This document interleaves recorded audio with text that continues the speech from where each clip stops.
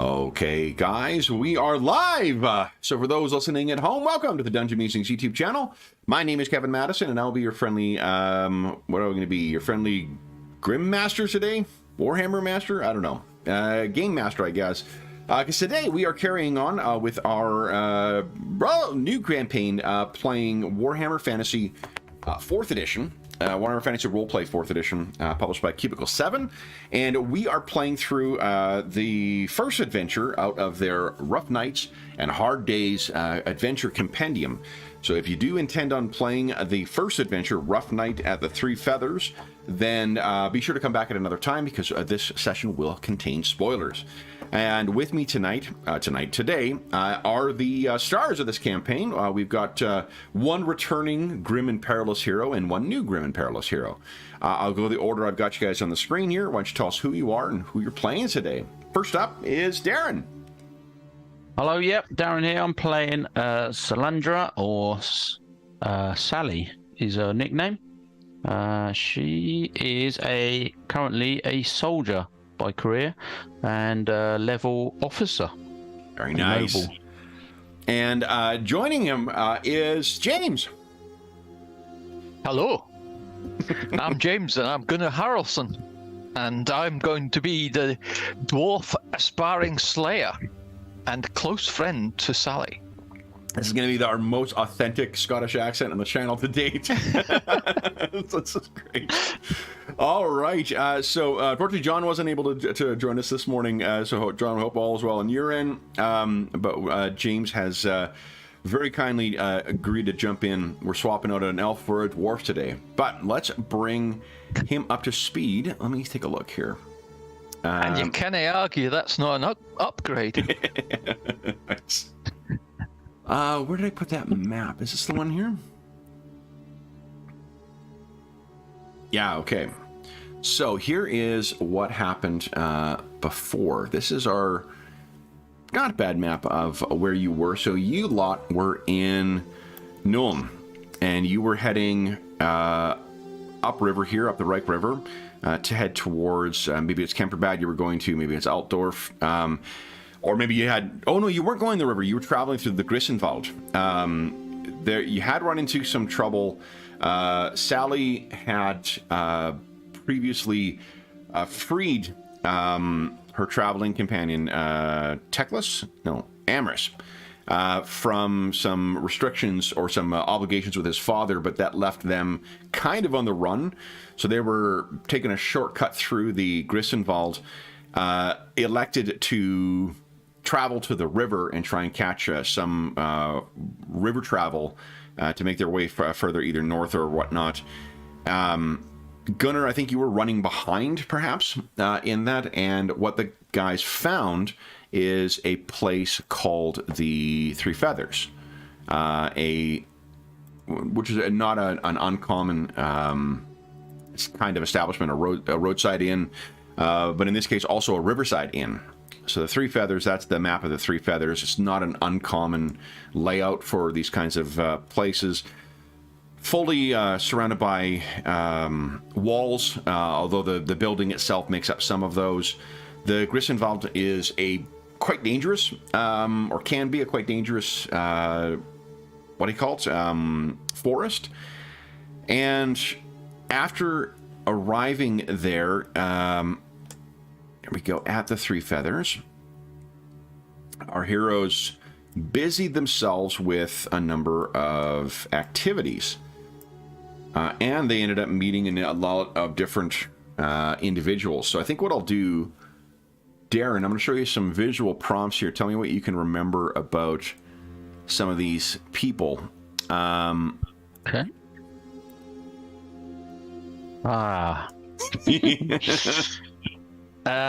Bruno, he seems to be the bodyguard, or not a bodyguard, more of a champion. It's a judicial champion. The Graven, who is the Countess of Null, or the servant of the Countess of Null. So she's got caught up in some sort of conspiracy. What is it? Well, there was a death of a baron, wasn't there? And she's been accused of being involved in it. So they are travelling to clear her name by her champion Bruno taking up arms for her honour against. I don't know who's the challenge against. Do we know? Challenge will be against likely the person who will fight it will be another judicial champion. But it is the allegation is by Baron Eberhard von Dammerblatz. Okay. Eberhard von Dammerblatz is the son of Baron Otto von Dammerblatz, who was found dead face down in a punch bowl at one of their last parties. So she's been accused of witchcraft and poisoning. And there was, she'd made quite a scene because obviously she's quite a noble. So when we arrived, she was centre of attention. Bruno, when she went off to bed, Bruno had decided to challenge anyone within the bar to arm wrestles.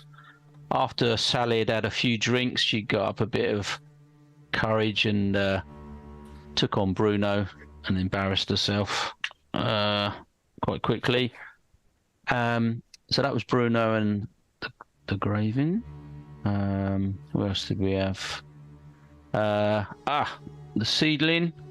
That was a small halfling that had set up table on table B on the map there and playing cards, challenging again people to play cards. Our absent companion took up the challenge and did pretty well actually with the gambling. I think overall come out on top with a little bit of money to show for their efforts. That was until shifty sort. So this was another short fellow, another. Was he a gnome or a halfling? He was a halfling. I think, the we rolled for it, and your characters couldn't make a distinction between a gnome and a halfling. Like out of character, it is a gnome, but we weren't sure. Yeah. So this fellow joined the gambling table, sat next to John's character, and not too long after, it was realised that his purse of money had disappeared. But he wasn't confronted. So that was yet to be decided what was going to happen there. Yeah. But Amris was warning people of it. We had these number of scholars from the University of Null, or none. They turned up. They seemed quite secretive when Amris tried to talk to them. They were keeping themselves to themselves, seemed to want to change subject, and didn't really learn any more about those people. Yeah, Amherst tried to have a chat with them, and they were having none of it. Yeah. And then...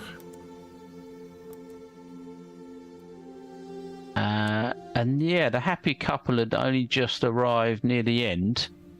We were getting the feeling that they were potentially secret lovers, come to spend a night at this bar. We did actually find out that which room they were staying in, but I don't know how relevant that is. So we haven't learned any more about those yet, as far as I'm aware. And then we ended our session with 3 priests, was it? Yes. Yeah. Priests of Mole. So the door opened, and they walked in, 2 of them carrying a coffin, and one leading the way. And I think that's what we then see is a very soaked or sodden dwarf kind of pushes his way past and comes stamping in.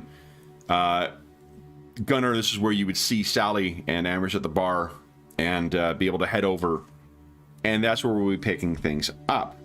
So this is about 9:30 in the evening, when Gunnar, you have finally arrived. So Sally, you see Gunnar has finally caught up, and what do you think?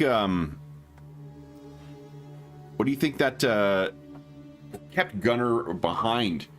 I mean, I doubt that Sally or Amherst would have left him behind unless there was something he was insistent on doing. Did he have some line on a glorious death that he was certain to follow? Beastmen, maybe, or? I can tell you about the Grissenwald if you like. Let's see if that prompts any ideas.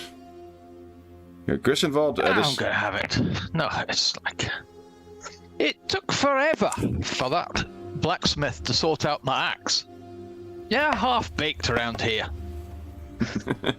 Not but proper. I'm sure you've got craftsmanship. a good pint of beer for your good friend Gunnar. I've drunken yours, but I'm sure we can get you another one. So I think that let's see here. You guys are broke, so unless you want to indulge, there are pub games that you can indulge in during the while you're here to try and make some money. Bruno has unfortunately been escorted up to bed by the Graven. She doesn't want him hurting himself before he has to stand in her stead tomorrow. But Seating and that little the other halfling seem to still be here. Though I think, Gunnar, since you are new to here, let's see. Yeah, I've got a few pennies. So how much is a beer in a place like this? It's I think it was 2 seconds. 6 brass pennies. Yeah, I can afford 12 brass pennies even. I think it was. There you go. All right, so as you're getting settled in at the bar and trying to get the attention of the bar staff, what you see is, and Gunnar, what you would know is that these priests of Moor, they arrived by cart. There was a cart that they were offloading this stuff from as you arrived at the Three Feathers. What Aye,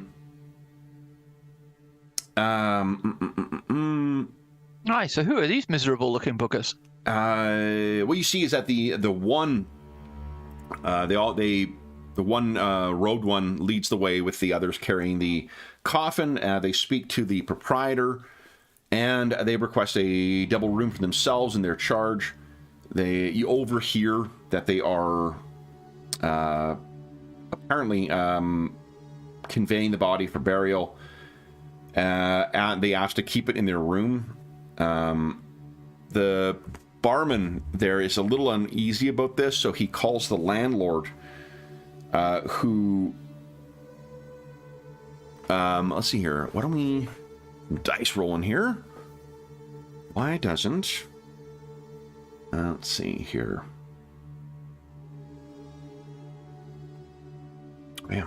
Why don't Sally and Gunnar, why don't you each give us a perception check? And this will be challenging because we're looking for the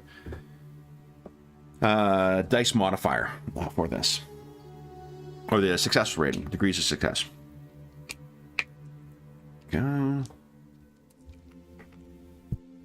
Hi, Sally. I'm focused on the idea of beer. Yeah. Where is it?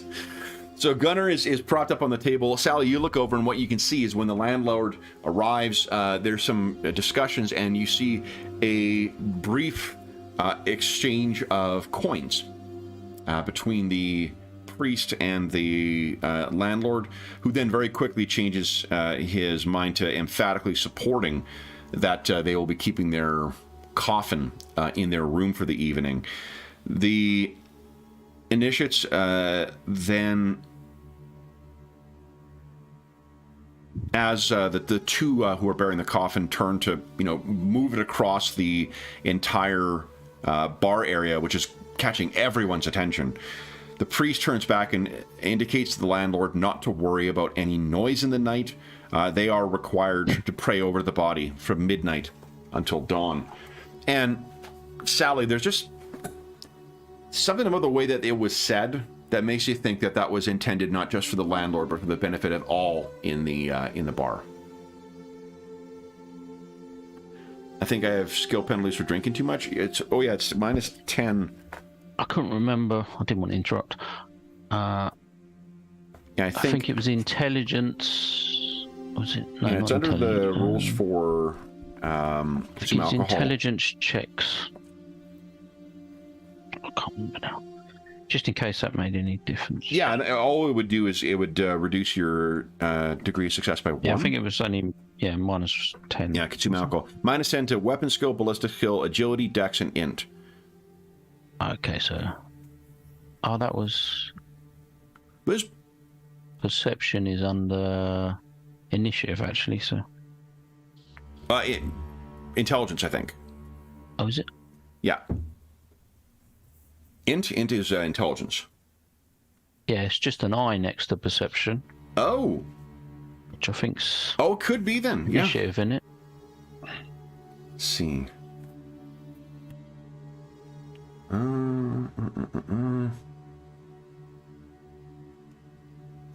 Perception.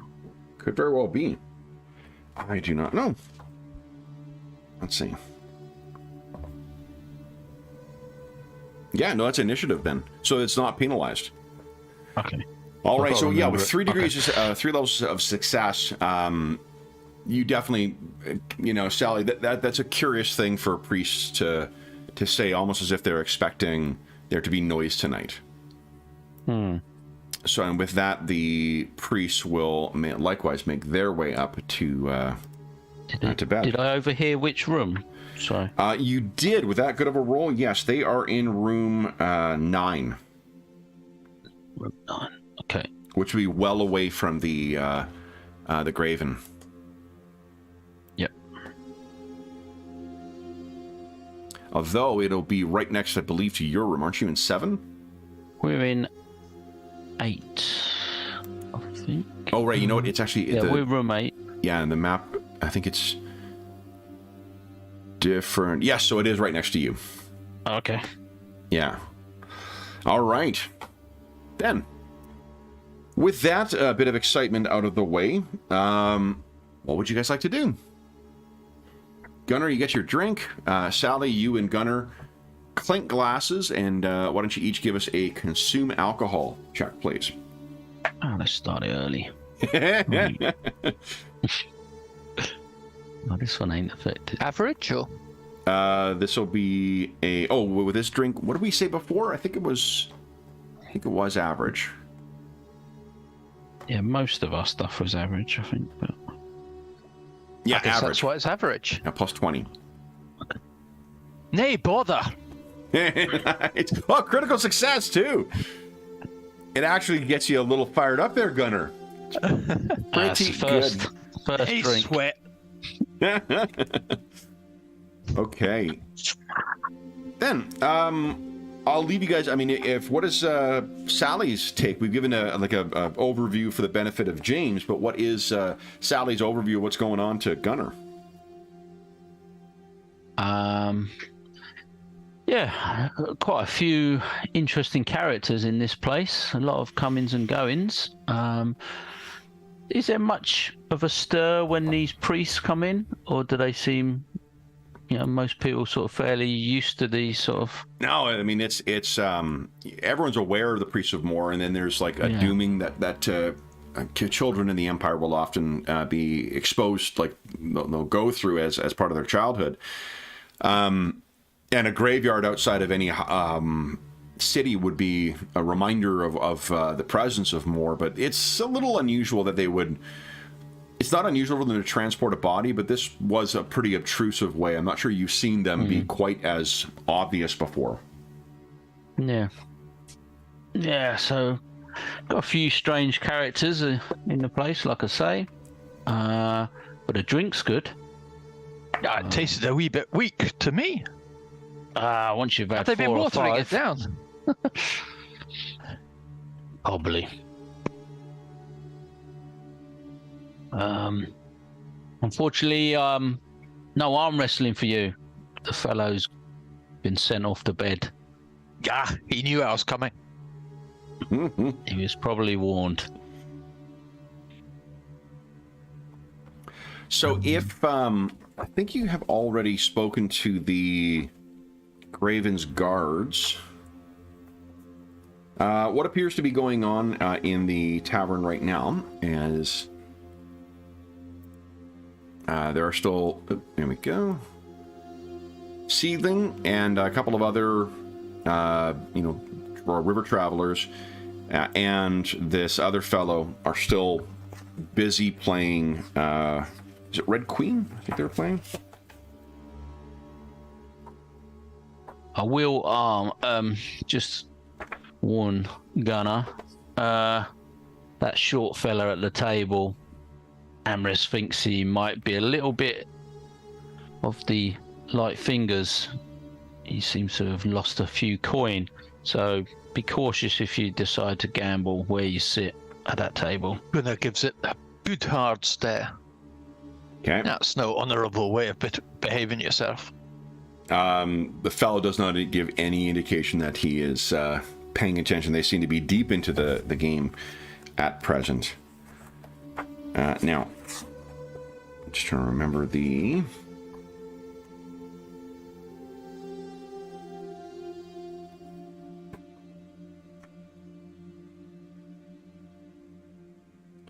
a Scarlet Empress. That's the game she's playing. I can't remember. Is Gunnar any good at gambling?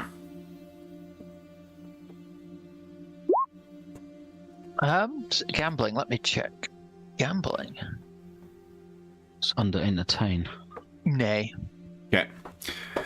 So then, if there's anything you guys wish to do before kind of the next event happens, you guys can feel free. You'll have at least 15-20 minutes. If you're just going to hang out at the bar and get caught up, that's fine too.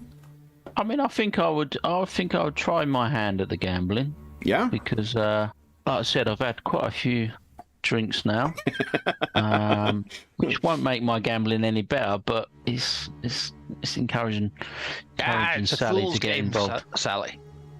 Just get fleeced by these bandits. Amorous seemed to do all right, and that's the only reason I've got some money to spend on it. I'm sure. That's because elves are frivolous. Okay. So if you head over, then Seedling, as they're wrapping up their most recent hand, Seedling looks up at you. She her eyes kind of look to the open seat, and she's like, "You're welcome to join us." What was it? It was 1 silver, wasn't it? I think. Buy-in for this is a stake of 1 silver.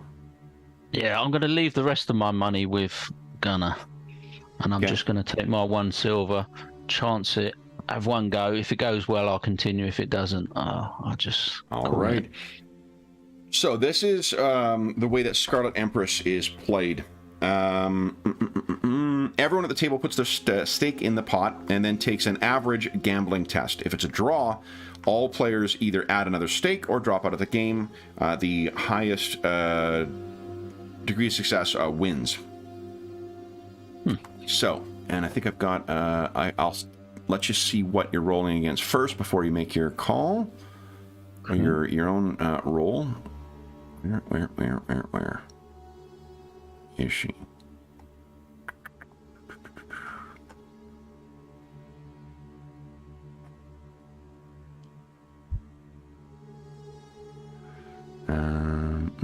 Here we go. Seedling. Marcelina. Thorncobble. The 13th. Okay. Has she anything? Okay. Oh yeah, she's got luck. Ooh. Okay, here we go. So she is 4 degrees of success on hers. The others are going to be rolling against. Let me get the.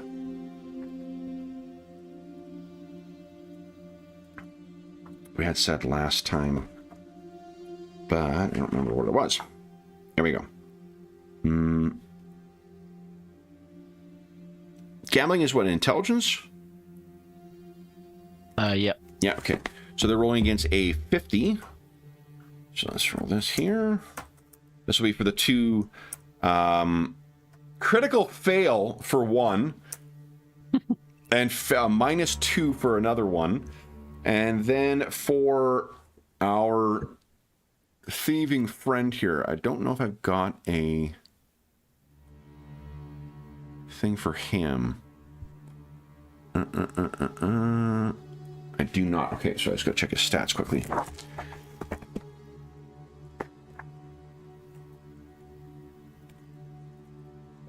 And for him, there we go. Glimbrin Odd Socks.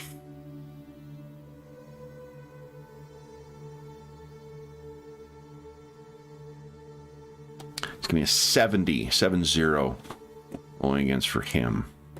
So let's see here. Holy shit, that's a 6. Ooh, okay. Go ahead, Sally. Was that critical success, though? Oh! I've got minus You could spend a 10. fortune point and re-roll if you like. Yeah, I'm going to give it one go, because Sally's got quite a lot of Fortune. points because of her luck. Put the minus 10 in. Right. Oh, yeah, that's much better. But it is an impressive failure. So, Sally, here's the way it works. You sat down.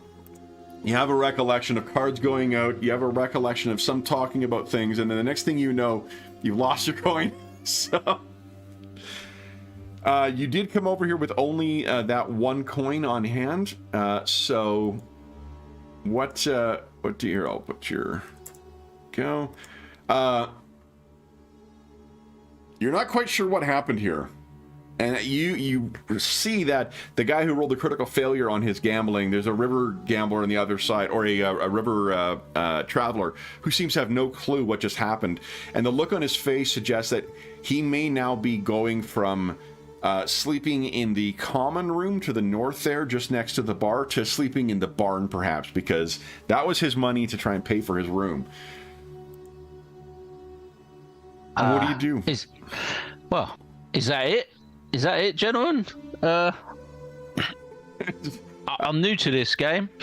Seedling, is shuffling her cards like, and it's obviously, it's actually Glimbrin who takes this pot.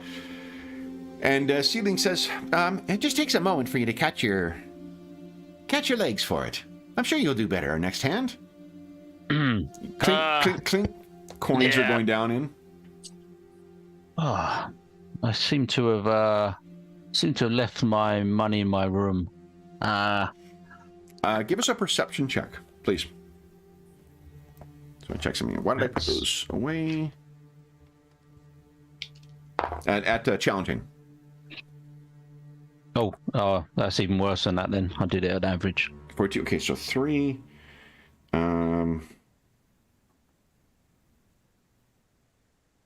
Okay. You do not see it, but the viewers at home would clearly see a gleam hit Glimbrin's eyes when he hears that you left your money in your room. You unfortunately do not pick up on that. So, Gunnar, if you're kind of looking around at the room, and there are still some guards from the Graven's caravan who are in here.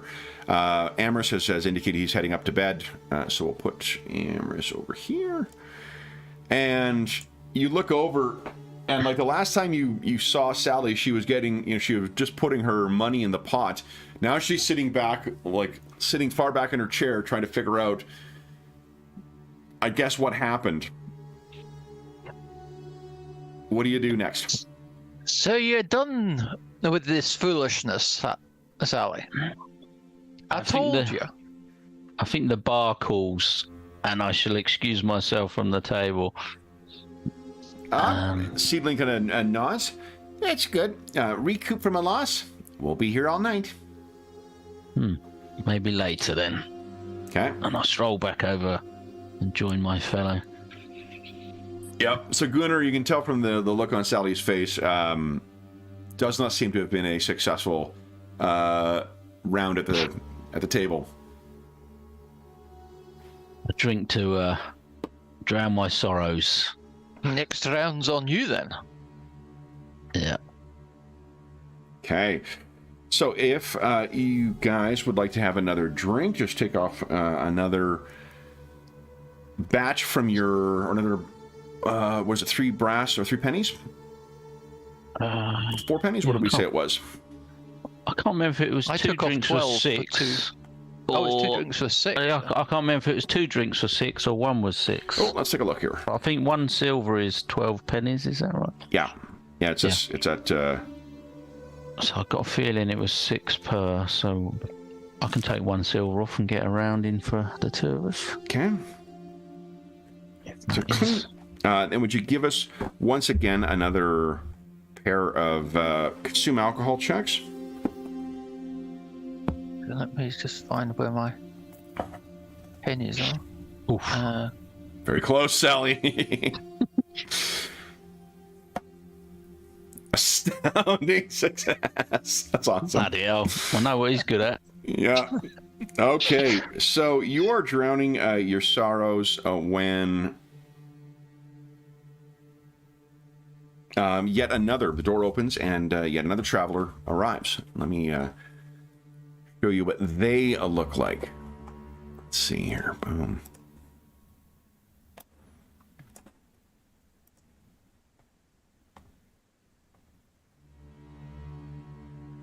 Here we go.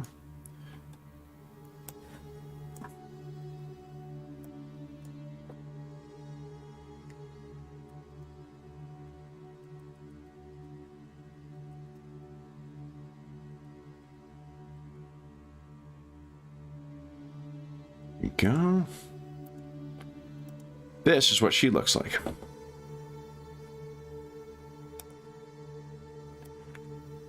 The door opens, she comes in, and see she speaks to the barman. You guys overhear her make mention of, and actually I think I put her on the thing here. Boop. She's huge. Let me go. Oh, you know what? Hold on. Do I have a token for her? Wonder.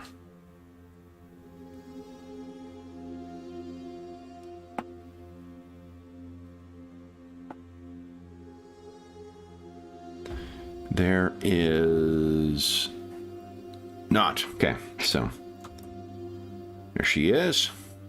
She heads over to the bar. You overhear that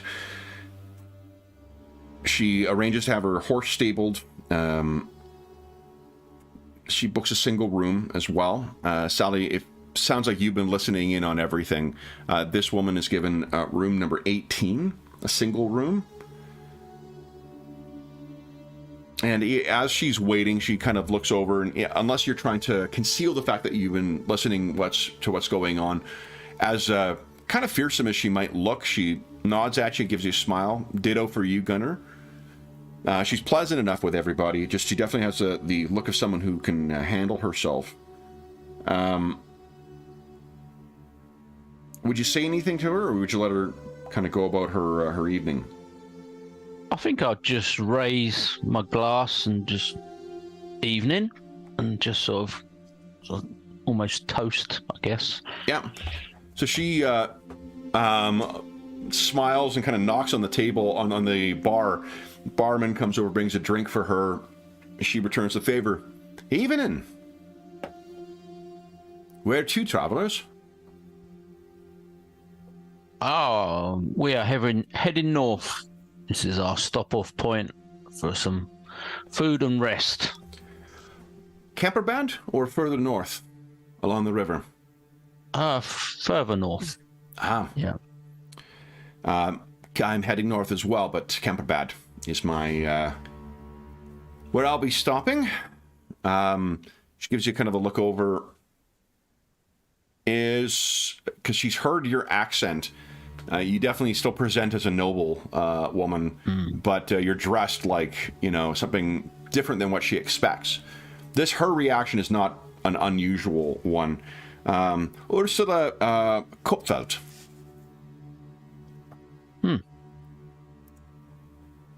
Nice to meet you, Ursula. And you, Miss... Salandra von Drakenberg. Her eyes go up. Von Drakenberg? Oh. And You know the family? I am aware of them, yes. And you see she's struggling to try and figure out how to say, like, it's unusual to see a von Drakenberg in these circumstances. And then she decides, I guess, to just change the topic. And is this your bodyguard, then? Pointing at Gunnar. No, this is a good friend. We've travelled many roads together. Hello, friend dwarf. Good evening, lady. Are you accompanying your mistress to the north? Forgive me, Indeed. your friend? Inseparable. Good. And what is your business in the north? Family business, or... And she's sipping at her drink.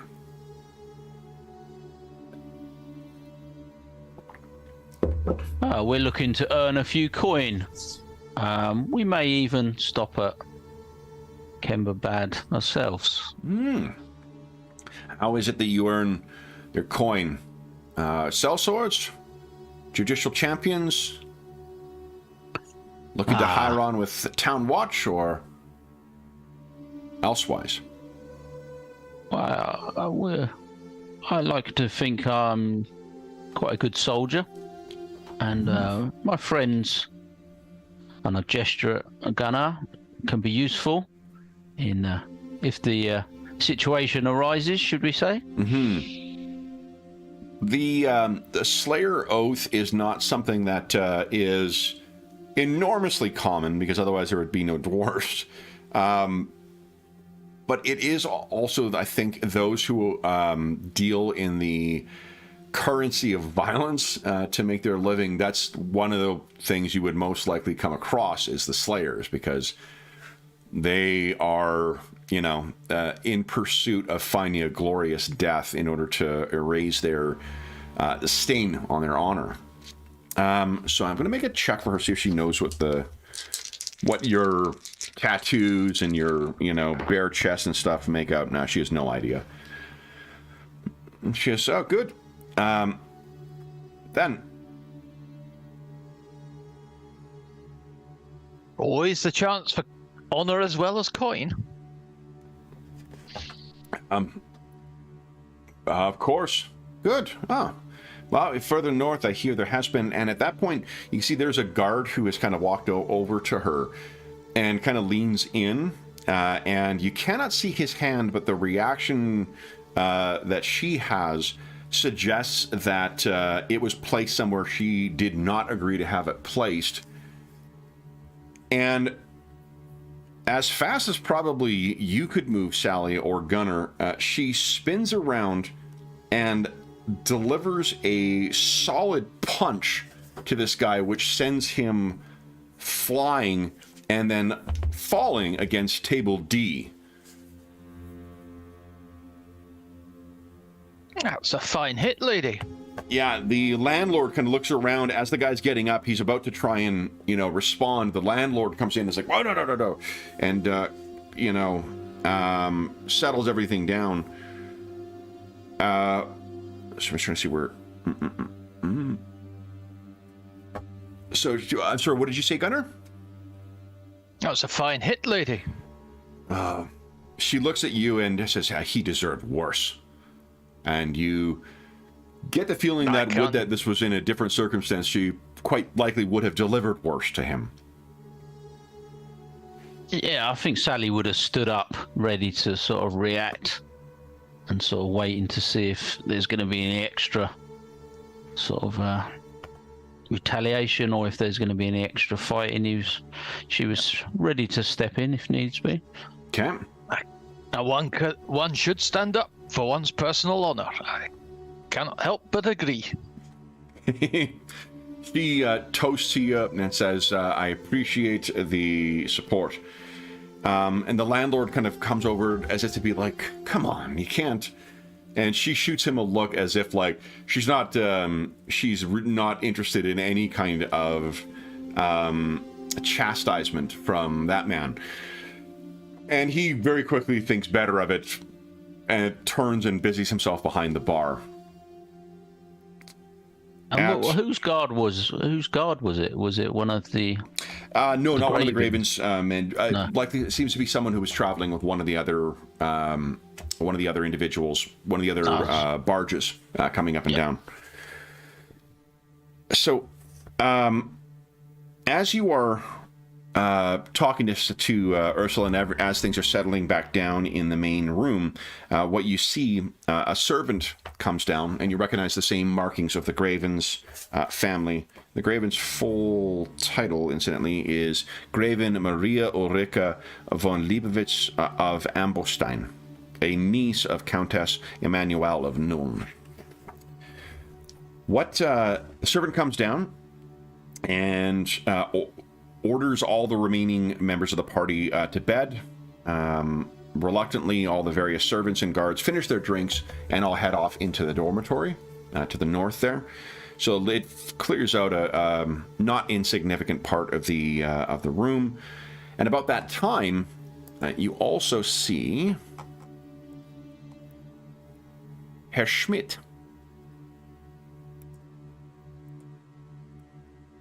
And I say Schmidt because, Sally, you may recall the woman giggled when giving her name as Mrs. Schmidt before. He comes down for a bottle of wine. And as he is just making his way back, why don't each of you give us a perception check once again? Just to see who's going to be keeping an eye on what. Challenging?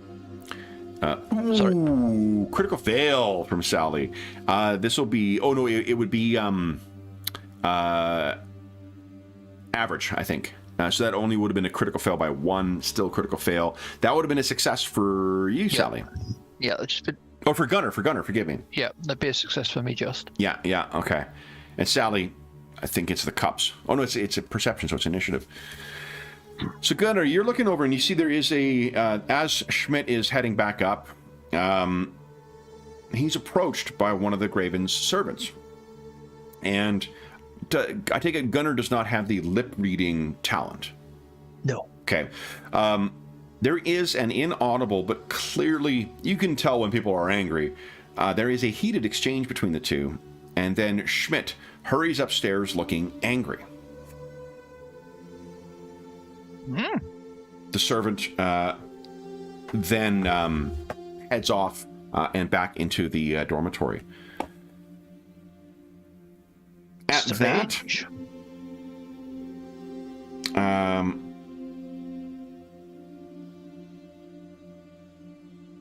another little bit of time will be passing.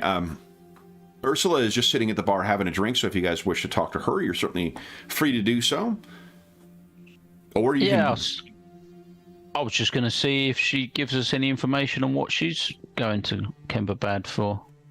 Has she got sure. any Yeah. Give us business? Let's see here. Diplomacy? Is that what it is in this game? No, it's not diplomacy. It is charm. Charm. Or gossip. Yeah. Charm or gossip. They're both the same for me. Is this an average? This will be average, yeah. Yeah. Okay. I don't think she's particularly... Oh, just... 57. You want to spend fortune on that, or... No, I'm going to let that one go, I think. Okay. But just... So you're talking to her, and she will move over a little closer to you guys. Oops. There we go. And she says, well, no, she's going to Kemperbad as well. She's traveling on her own? She kind of, a smirk goes on her face, and, I can handle myself. I can see that. I'm currently on retainer to the Kemperbad Town Council, taking a confidential message to Nuln. Forgive me, she's not going to Kemperbad, she's going to Nuln, so she's heading the opposite direction. Traveling to the Grissenwald. Yeah. Very good. If there's anything else you wish to chit-chat with her, you're welcome to do so. Otherwise, the next significant thing to happen... Bruno comes sneaking back down the stairs, a big grin on his face, and then he theatrically takes in as he makes his way down, theatrically exaggerated caution to make it look like to make sure that none of the Graven's party are still there. And this man is enormous gunner. Like he's almost, the dwarves are about as heavy as what men are, but they're, half the height, but to make up for it in width. This man is as wide as a dwarf, but also tall as a human. So to see this man kind of sneaking down in this exaggerated way is eliciting quite a few laughs from the common room. Once he realizes that none are down there, he orders a mug of ale. He tells the barman to keep him coming, loud enough for the rest of the bar to cheer in on it as well. And he sits down once again, and there are two boatmen who go and join him there. And after a few minutes, the arm wrestling contests start up once again. And Gunnar, what you now can see is that this man has taken money to try and defeat people in their arm wrestling.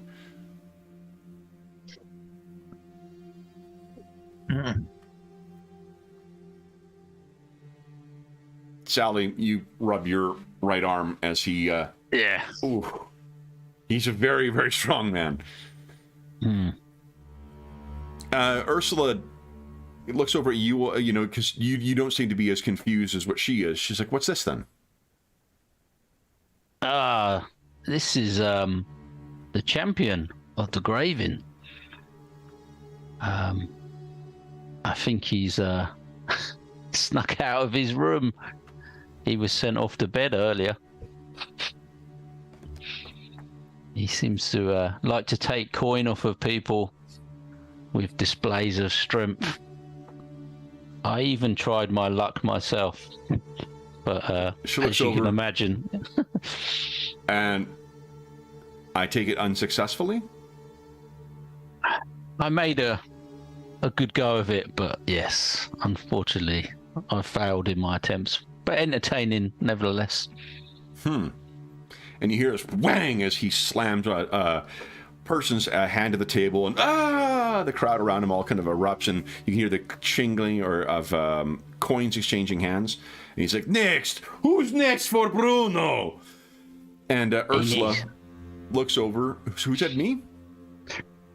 I was just going to say he needs putting in his place, and I sort of slowly look my way over to Gunnar. So how much does it cost to partake of this entertainment? For his arm wrestling, 2 silver. Have you got 2 silver? That sounds like a poor investment. For a manling, he seems pretty sturdy. He has nothing but rippling muscles, and he's not wearing a shirt to really accentuate the fact. So if you hesitate, Gunnar, then Ursula stands up and says, perhaps someone should. And she makes her way over, and the minimum stake is 2 shillings, 2 silver shillings. She puts down 10. Ooh. And there's a big hubbub. And then he gestures over at Sally and says, your friend has already nearly suffered an injury. Would hate to see another woman injured. She just, tosses her coat off down onto the table, sits down, and glares at him. After a moment or two, he there's almost like a knowing exchange of looks between the two, and Bruno's like, all right, and sits down and gets the arm out. Can I try and wander over and try and distract him a little bit, if possible? You can. I mean, how do you think you would feel if you only won by cheating? Yeah, I don't want to cheat per se, but yeah. I just want to. I don't know. I just want to. Well, maybe it's more of a sort of supporter, so just morale supporting. Sure, rather than distracting. Yeah, maybe. Grab your drink and go join the crowd over there. Okay. Yeah. Gunnar, you got a good a view of things from here, or? Yeah, I'll watch with interest from where I am. Okay. So you see them get in, and they get down. They lock arms. Everyone's kind of crowded around. There's more people from the bar who have gone up and crowded in.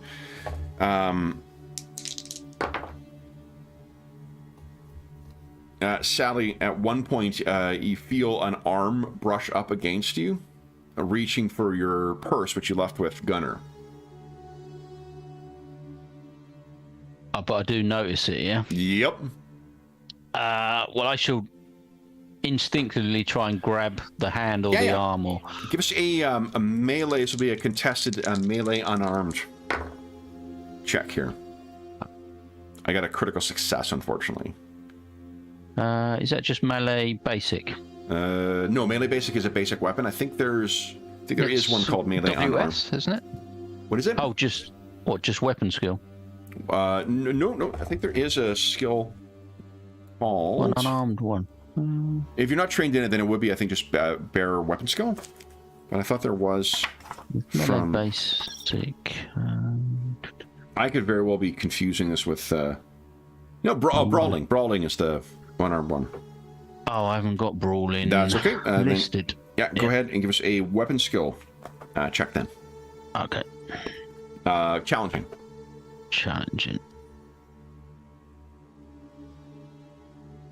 Oh, unfortunately, I got a critical success. You sort of reach down for it, and you're not able to grab whoever it is. And am I able to see from where I am? I don't think so. With the you know what? Let's do this. Why don't you give us unless you were specifically watching for Sally being pickpocketed, then I think your attention is probably on Bruno and Ursula. Unfortunately. Okay. Why don't we do this? Why doesn't Gunnar give us a perception check at challenging, and Sally give us a perception check at challenging? Okay, I'll spin round and see if I can see who it was. Okay. No, clearly I'm just too taken by the arm wrestling. Yeah, you have no idea who it is, but what you hear, and once they lock arms, there's a tense, silence falls as the contest begins. And you can see that there is Ursula at first is locked in, and then you see that Ursula is actually pushing Bruno's arm down, and the crowd is beginning to as this is happening. Bruno's arm gets down to about a 45-degree angle when you see the look on his. There's a look that kind of goes across his face that suggests that he did not realize how strong she is.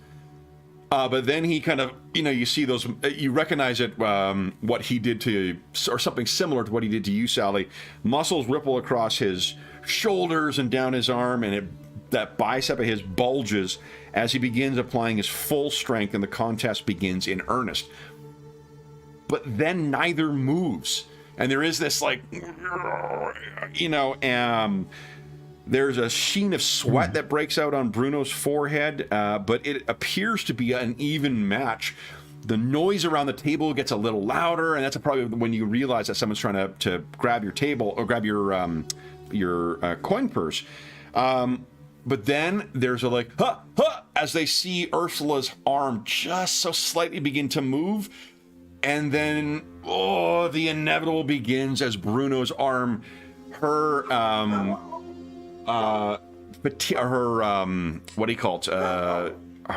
stamina seems to have given out. And although she continues contesting it the entire way along, Bruno brings that big hand of his down and places hers against the table. There's a huge eruption of cheering in the crowd.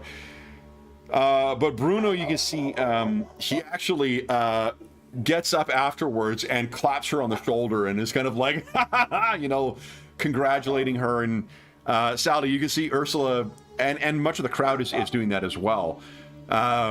It seems to be good, and Bruno insists on buying her a drink, which he gratefully accepts.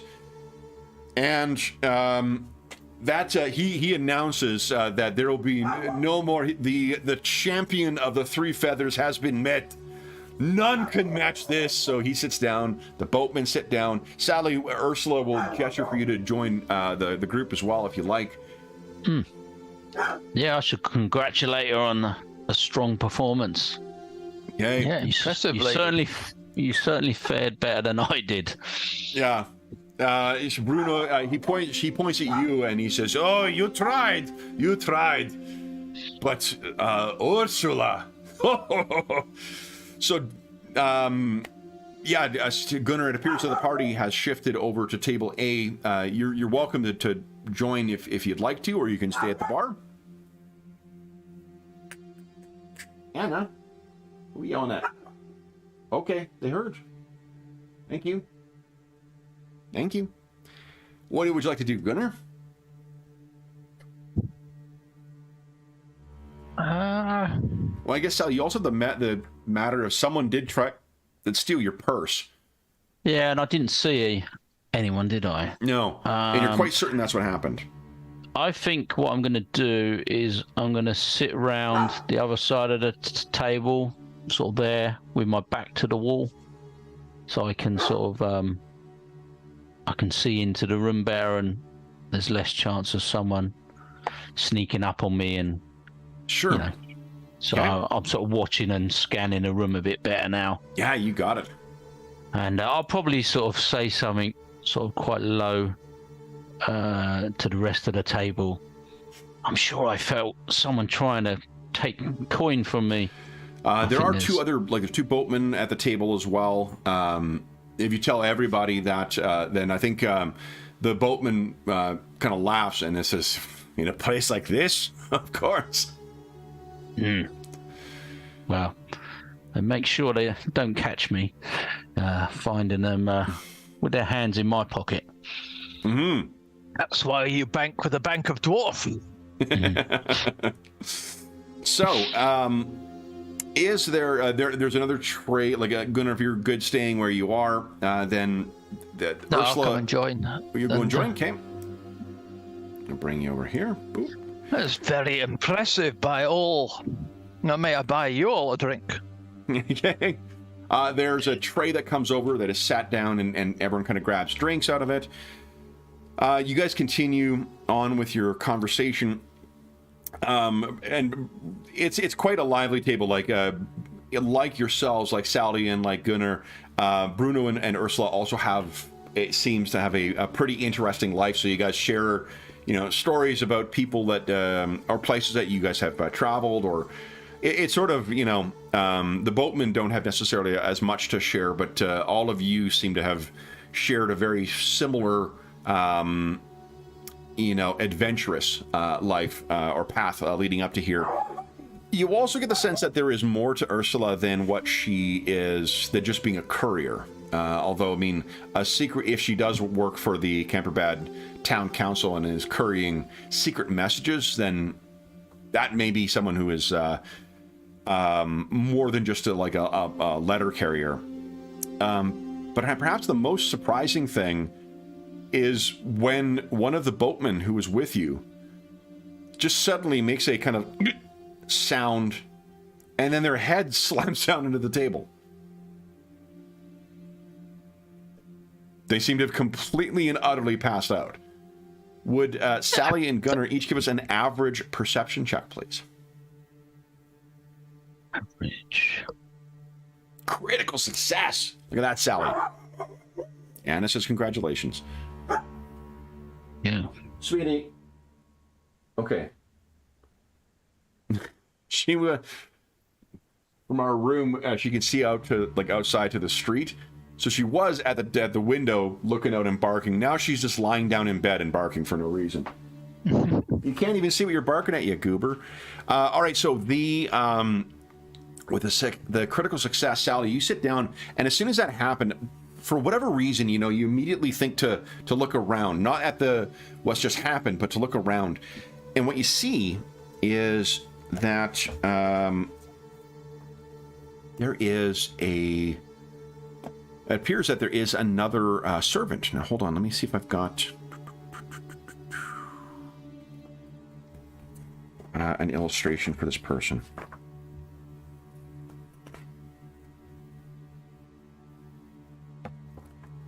There is a woman who is wearing the clothing of the Graven's retinue. And she looks, where is she? Where are you?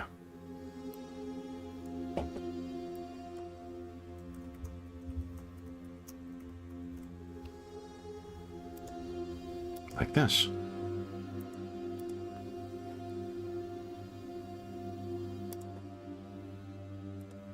She is standing right near the door. And you thought that all of the Graven servants had gone to bed. But she is standing there. And Sally, you quite clearly can see that there is a look of concern that goes across her face. She had been staring directly at the table. She doesn't give the look of someone who looked over to see what was happening. She seems to have been staring directly at the table. She looks very worried, and then does not seem to notice you looking over, turns, throws the door open, and runs outside, closing it behind her. What would you like to do? So, from my observations, do I think this is someone that is drunk, that's had too much to drink, or do I think something else has happened to this? That is a good question. Do either of you... Hold on. Oh, where's my... Because you know what? Cubicle 7, when they make their games, or their GM screens for their skill-based games, they put a master skill list on them. So it's very easy to find. Heal. Is that something you... Sorry, go ahead. Oh, sorry, James, what were you saying? No. Sorry. Please, go ahead. Do either of you have heal? I've got heal, yeah. Give us a heal check. I have as well. Okay, yeah, both of you guys. This will be... I think it'll be average. Okay, I'm going to get -10 on this one, so let me just apply that. Okay. Critical fail. Can I'd like to re-roll that one. Yeah, go ahead. Yeah. Yep. You can re-roll. I think so. fails, I don't you? remember there being a restriction on fortune points. Oh, jeez. Okay. That's just an impressive fail as opposed to a critical fail. You're not sampling it. So, Gunnar, you were drinking with this guy, and now, in fairness, humans in general simply cannot hold their liquor the way dwarves can. So, that's an accepted truism. But this guy was not so drunk as to suddenly pass out. So when you go over and you, let me see if I can tell you, what'd you get for, it's only a marginal success. I'm just going to see if there are any telltale signs here. My consume alcohol skill imply some knowledge of the topic. Oh, good point, yeah. I've seen many, give us a consume man alcohol lying check. drunk. Yeah, an average consume alcohol check. This won't be for you. Just it's a good point. That's holy shit. I love that this is gonna be turning on your knowledge of booze. This game is fantastic. So what you put your fingers down into your big stubby dwarven fingers, and you sort of run through because his drink has also turned over. Between what you can notice on him and what's in the viscosity of the liquid, there has been something added a poison added to the drink. And you know, with a roll that well and with your heal thing, this appears to be likely something called heart kill. It is something that you use by combining the venoms from Amphisbaena, which is a rare two-headed serpent, and a Jabberslythe, which produces an odorless and colorless poison. Fortunately, it's something that requires consumption, not just skin contact. But what you also remember is that when the tray went down, everyone was grabbing different drinks before the servant could dole them out. So it's not clear who that might have been intended for. But this man is going to die unless he is treated immediately. Oh, this is some scandalous thing. Well, hold on, he actually might be dead. Let me check here. I'm just going to check the condition. Here we go, common conditions. Oop, it's not in there. Let me take a look. The heart kill is really not one to joke with. It gives you 4 poison conditions, which I think the average for humans is like a 3 for your toughness. So he might be dead already. Again, they can't hold their liquor or their poison. Humans, such penny wastes. Here we go. Conditions. Poisoned. At the end of the round, lose 1 wound, ignoring all modifiers.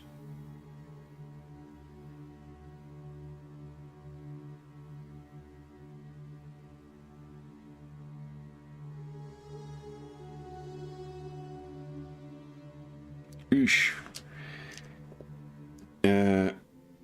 Oh, so he's dying. He's not dead right now, but he's most certainly dying. I don't think we've got the skills to deal with this. Aye, we do. And I stick my fingers down his throat. Yeah, a heal test. You can give us a heal test here, Gunnar.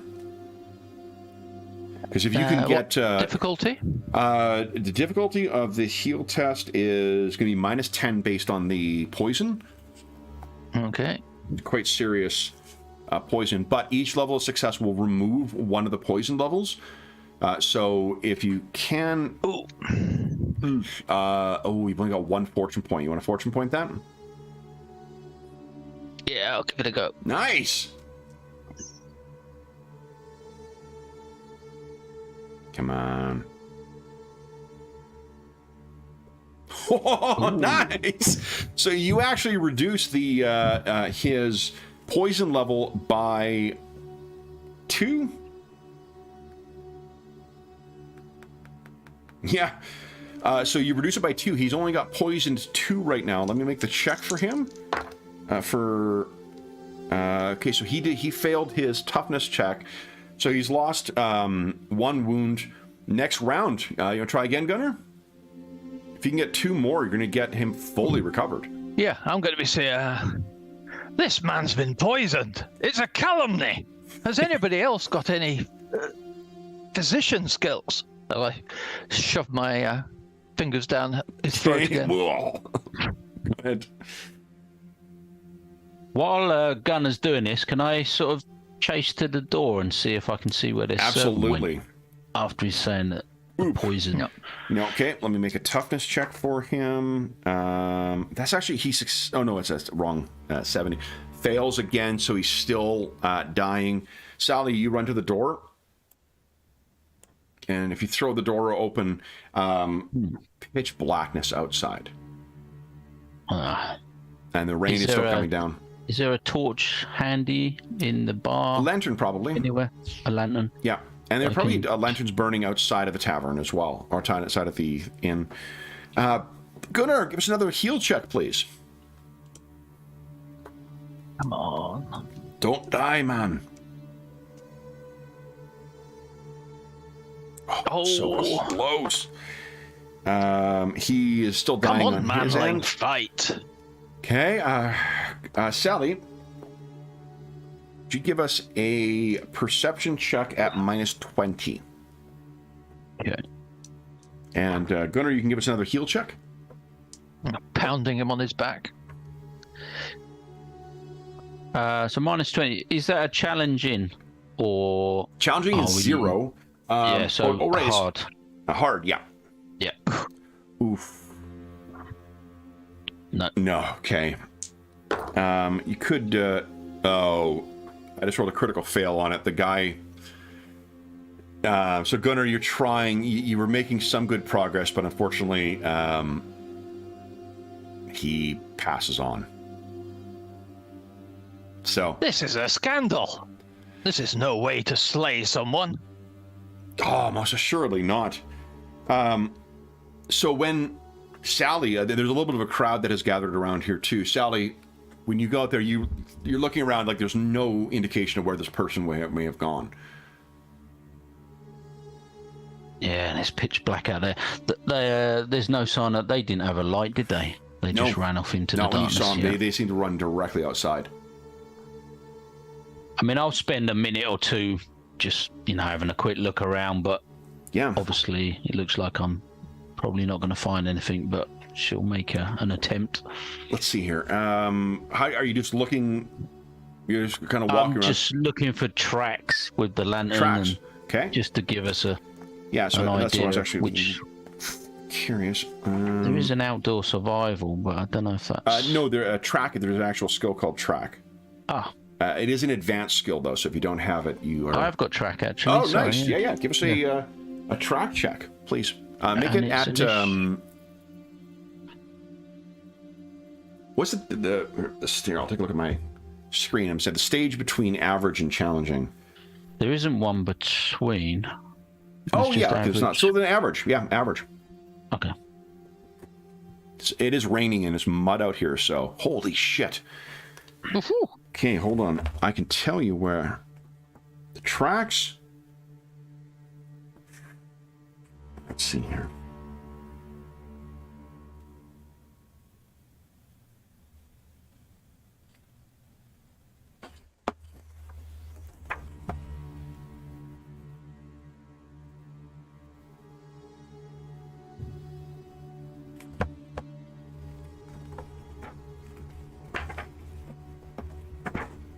So I just want to make sure I get this correct here.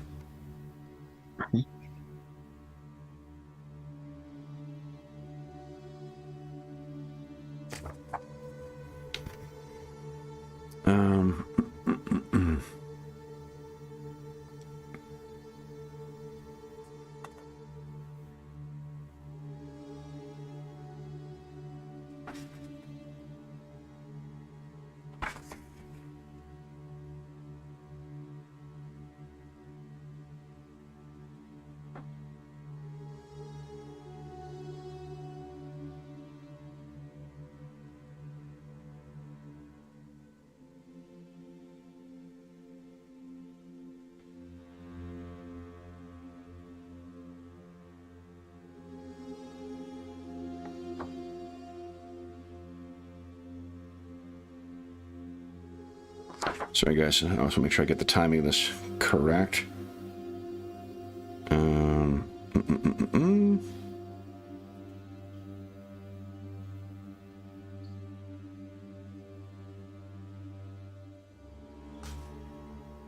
Okay.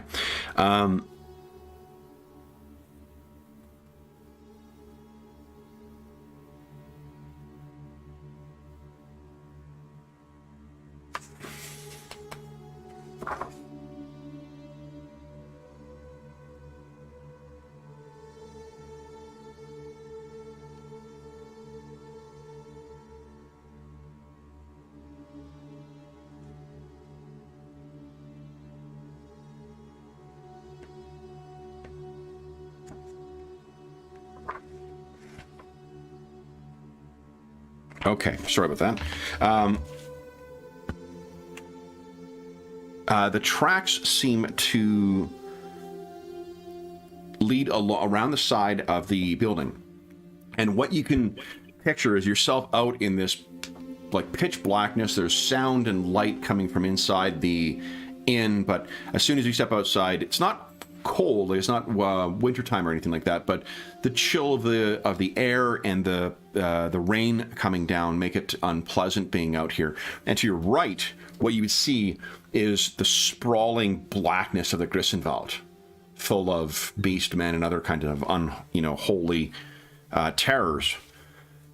The tracks seem to lead along the side of the Three Feathers, and then they disappear, but what you can see is mud prints on the side of the wall, as if someone went then clambering up towards the roof. That's no small feat in here. A reminder: the world of Warhammer Fantasy is not like D&D, where every thief can clamber up a solid wall. Like, this is a much more grounded kind of thing. So it is an impressive feat to be able to scramble up this. And you look up into the blackness above, and I mean, if someone went clambering up to the roof, are they watching you right now? Yeah, I mean, I'll be shining a light to see if I can see, but I assume the light doesn't reach that high. No, and you know what? I think it actually like you sort of would have to hold it behind your head to avoid some light blindness, but even then, it just doesn't. What you can picture looking up is the way that raindrops just appear out of nowhere as they're falling down, streaking, and you can hear the wind, the sound of the wind moving through the trees of the Grissenwald. You can hear the beating of your heart. You also realize you're a little drunker than you realize now that you're actually outside, and you're kind of like, who's up there? Ooh. I think I shall head inside for a bit of assistance. Okay. So you head back inside, and what you see is that Gunnar seems to be standing up. There are people, Bruno in particular, who is congratulating Gunnar on trying to save this man's life, but it appears as if this man is dead, and they're talking about dragging his body outside.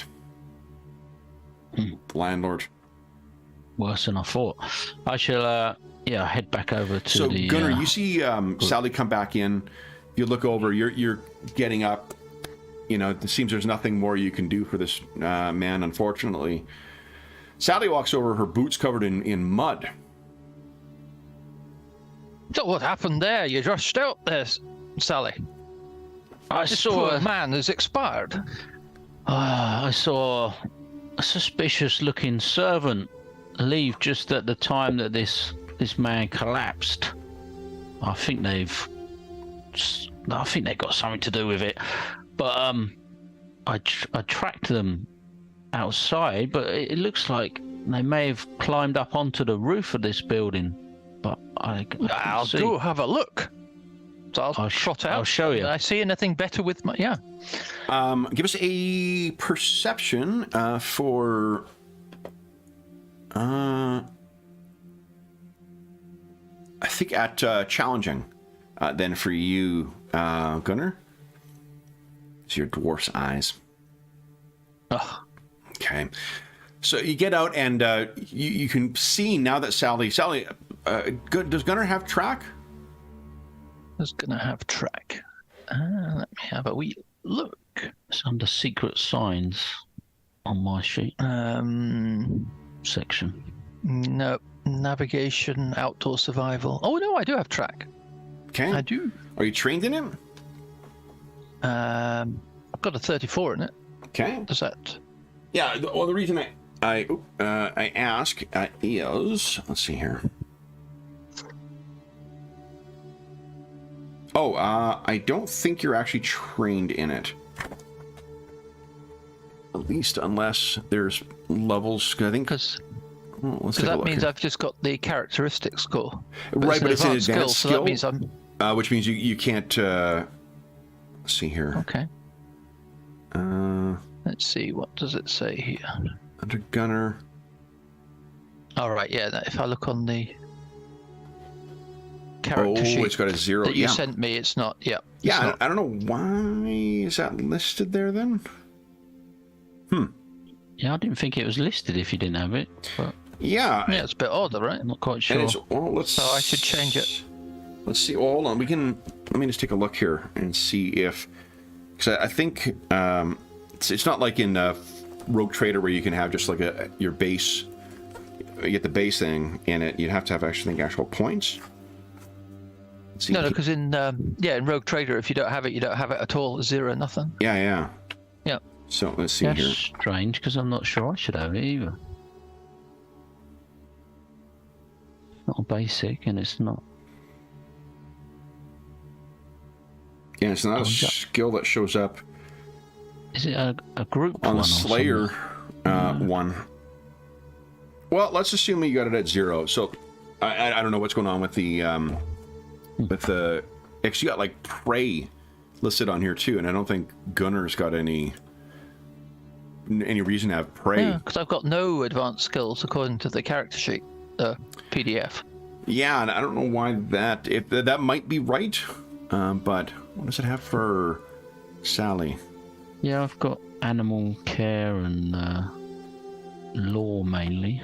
Let's take a look at one. I got one thing on maybe under the advances. I wonder if Gunnar.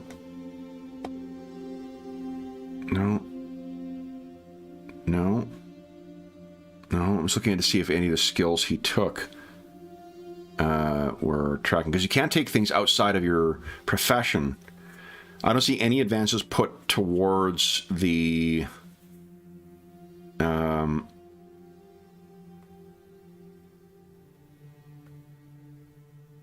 what do you call it? Towards tracking or track. So I think that's right. I think it's listed there. It might just list all the advanced skills, and just it may assume that you would know that unless you've got training in it, you don't have the ability to use it. And does Sally not have any tracking either? Any advancements in it? No. I'm looking at the PDF. And you had no advancements on the character sheet put towards it. I don't know why they've done that. I don't know. Makes sense. Because that's not all the advanced skills there, I'm sure. I think it is like there's not a massive. Oh, is there not that many? No, it's not a huge. It's not like some of the other games we play where there's just a massive list of skills. They've really pared it down for 4th edition. Come on, you fucking thing! What is going on here? There we go. I'm having a hell of a time moving the character sheet out of the way. Okay. Yeah. Well, whatever. We learn now. So what? And oh, that means I didn't have heal either. Well, yeah, that's what I was just did thinking. very little with I it. had healed So that time. Yeah, we'll run with that one.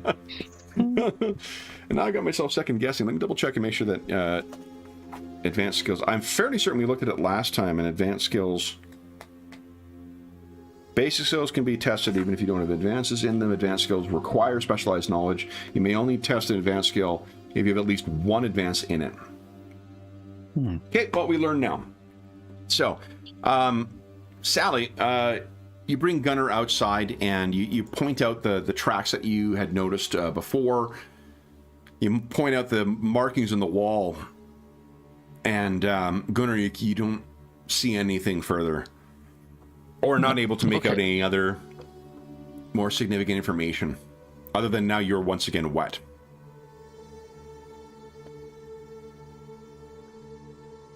This is disgusting behavior. So who was this servant? All I can say is it looked like one of the Gravins. You got a critical success. I think you remember, here's what you do remember, is that, and I don't know why this necessarily stood out to you, but you did happen to hear that woman speak at one point. She definitely had the deferential tone of someone who is subservient, or at least it is taking that role. But what you heard a hint of in the limited amount that you heard, Sally, and maybe this is the only reason why it stood out to you, is you think she had a Bretonian accent. So in this world, it would be the quasi kind of French accent. Why would a foreign woman be a servant to the Graven, which is maybe not totally unusual. It would be an enviable position for servants. But what's her interest in poisoning someone at your table? And how would I know? Did I just see them with the Graven, or have they got some sort Probably of so, because I mean, they've almost, or... in the couple of hours that you've been here, you've seen, or hour or so that you've been here, you've seen lots of them coming and going, and it just so happens that you remember at one point hearing her speak to someone, and she spoke the way that you would expect a servant to. She didn't sound like she was anything other than what she was presenting as, but now that you think of it, she had a slight Bretonian accent. So maybe Bruno will know something of this. This assassin. He is linked Spit the word out. Yeah, he is linked with the Graven. Yeah. Let's see. Okay. So with you guys turning to him and the body being brought out by some of the servants, why don't we take our mid-session break now, and then we'll come back and see what additional light Bruno can shine on it, and see what else can go wrong at the rough night at Three Feathers. Okay. So for those listening at home, we'll be back momentarily.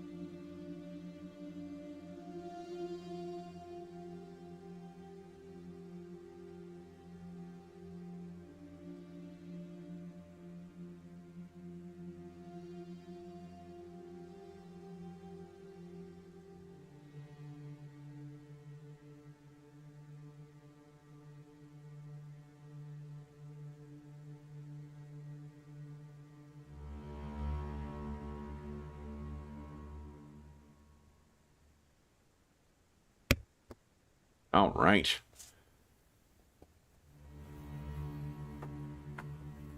I've just been looking at these character sheets. I'm still a bit confused by how they've set them up. Yeah, I don't know.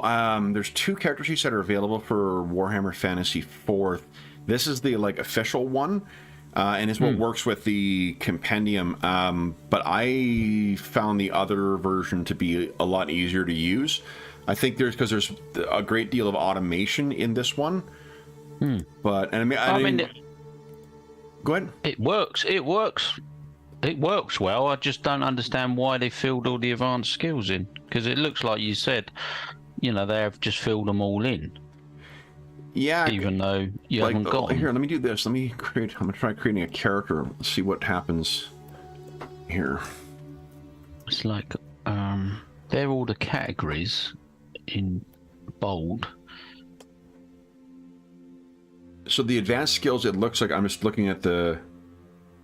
Yeah, there's a number of them that just automatically auto-populate. Well, I think that is all of them by the looks of it, looking at the list here. Strange oh, yeah, right, design because there's... Because they've got, like, the bolded ones as well. Like yeah, the ones that you would have the skill groups. And, yeah. Yeah, and perform and such. Well, it's... I think it just assumes that you would... I guess what it is, we just know that unless you've got it training in it, then you can't use it, but... It'd be just nice if you could mark which ones you've actually... Well, I mean, if you look in the second column, under advanced, those are there's your characteristic score. If the number next to that is a 0, then that means you've got no training in it, so you couldn't use it. Yeah, but the strange thing is, on my character PDF, it's got animal care. Yep. Oh, yeah, so that's not filled in right.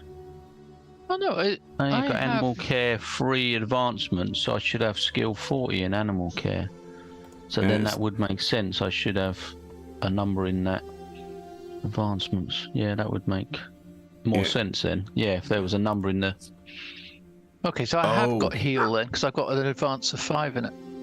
Yeah, so you should have heal then. Yeah. Okay. And Sally, let's see here. So it might be I'm just missing that one for some reason. Oh, that's weird. Oh, so then it would make sense then, because all of them have got a number in them, like you said. Let's take a look here under. I wonder where. So leadership 13. Yeah, I don't know what is going on here. Yeah, because I don't see it. You don't have any levels in it because the numbers are different between the gatefold. We found this actually on Soulbound last night too. But like in the gatefold versions of the character sheets that are in the box, they're different from the PDFs that have the proper character sheet filled out. In some cases, so yeah, I like the starter set. The characters and that, but I found them a bit hard to work out how they got to the numbers. Yeah. To sort of try and reverse engineer it when I was trying to create a character. And they don't have a consistent really amount of XP that each of the characters are built with either, because each is built with a different random amount, and that could be in what the people who filled in the program here or the adventures in the pre-gens, they could have been in the same boat of just like, I don't know how they like, we'll do this and see how it comes out in the wash. So, but in any event, so you guys are back at the table, and you wish to talk to Bruno.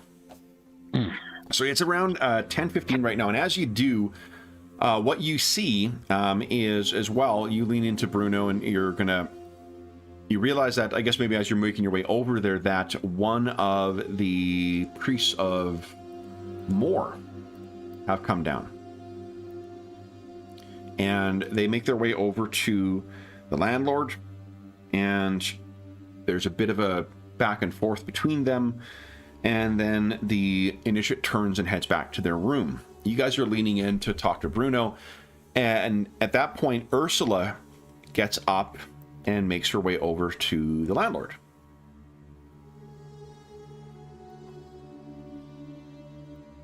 What would you guys like to do? Yeah, I'll ask Bruno. Do you know of one of the Graven's servants? Sounded like someone from Britonia. A strange accent. Britonia? Huh. I had not noticed. But I'm only hired as a champion. I am not part of her. I am not one of her creatures. I am hired to be one of her creatures. But I saw that servant leave just before this man had this unfortunate incident. Seems suspicious. He looks over at the door. She was here. Is that why you went? Yeah, I gave chase to see if it may have been related to the incident. My good friend there thinks it was poison. Who was that intended for? His eyes kind of get a little wide, and that's when you hear a single word delivered across the room like an arrow shot. Bruno! And you see at the top of the stairs, there is another one of the Graven servants. He looks around, and whoever she is, this giant mountain of a man appears to be fucking terrified of her, because he looks back at you all and says, I am sorry, good night. And he turns and sheepishly makes his way up the stairs while she just stares daggers at him. And he then disappears around the corner of the stairs, and Ursula makes her way back over and sits down. Says, well, where is he going then? Caught again, was he? He's been summoned back once again. Well, maybe he'll get bored and come back down again soon.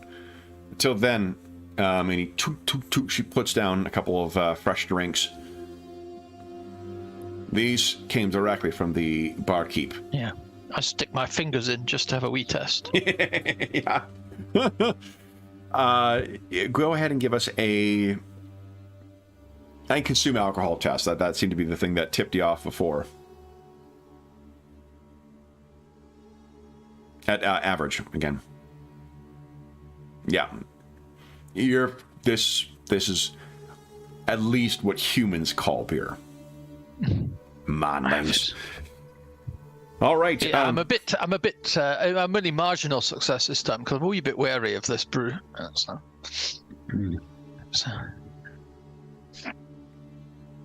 All right. So as you guys sit down, the chit chat, and what I'll say is, if you guys have something you want to direct the conversation towards or whatnot, you're certainly welcome to do that. Ursula is shocked. You know, what did you run outside for? Yeah, I was going to say I'm going to explain what I found. The tracks leading outside, and looked like someone scrambled up the wall, even onto the roof. I'm sure it was that servant that sounded like she had a Bretonian accent. One of the Graven servants, I see. So have you any? One of the Graven servants was behind us. Have you any dealings with the Graven? She shakes her head. She says, "Not directly, but we've all heard of the Countess Emmanuel of Nuln." Well, it seems unlikely that an assassin in the Graven's entourage would be likely to be trying to poison anyone with no connection to the Graven. Unless they're a random killer. But if Bruno didn't make it to this combat or trial of combat, then obviously that would then the Graven would have to do the fighting herself. Exactly, and I don't think that would go well once you've seen her Oh, most definitely not. Is she a bit flimsy? You could say that, Gunnar. Not enough meat for you. Ah. I like a lady with a wee bit more oomph to her. Sorry. Look admiringly at Ursula. She seems to not be offended by it necessarily, but certainly not inviting any further attention from. She says, "So you think that this servant that you saw, you think she was trying to poison Bruno instead?" Well, I did look round at the time that this unfortunate man collapsed at the table, and she seemed to be looking intently over at our table, looking a bit nervous, and then quickly exited the bar straight after.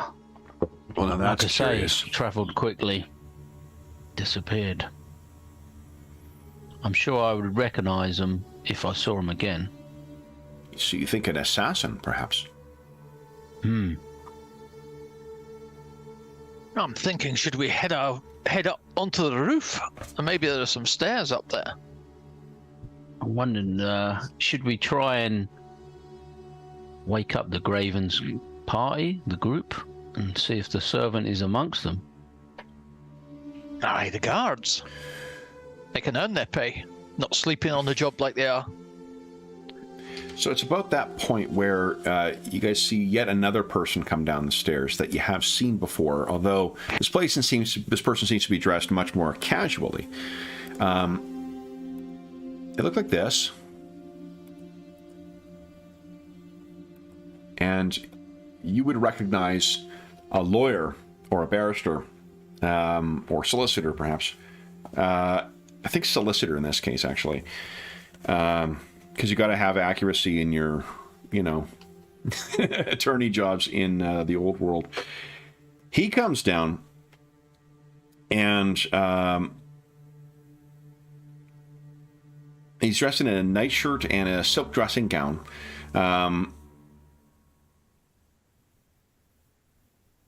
And makes his way over to the bar.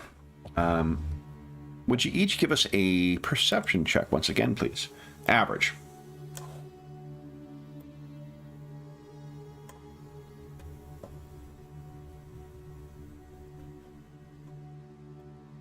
Oops, come on.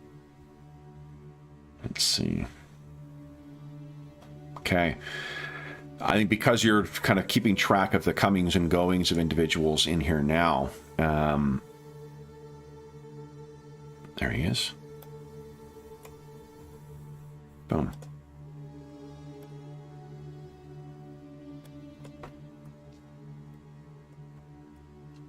Be back in 30 seconds. Oh, sure. He makes his way over to the bar. And what you notice as he is speaking to the bartender is that one of the scholars from the table gets up and cuts their way through the bar and then up the stairs. The only thing you missed, James, is one of the scholars from that table C, have gotten up and gone upstairs. You see that the lawyer orders a brandy and then collects it and makes his way past you guys. You're certainly free to try and stop him if you'd like. But then I was going to try and interrupt him. Okay. Before he goes up. Sure. Excuse me there, sir. I'm going to sort of stand at the bottom of the staircase. Okay. So you are gold. What is your one? Gold one. Gold one. Okay. So he stops and kind of at first is dismissive of what you're wearing, but then he hears you speak and realizes like kind of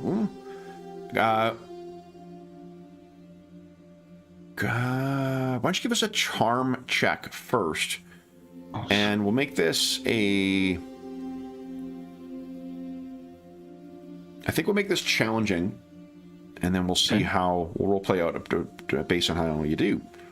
I was hoping my fabulous hat would give away my status. Oh, jeez. I think I'm going to re-roll that. Okay, fortune point that. Go right ahead. Let's try again. Oh, good grief.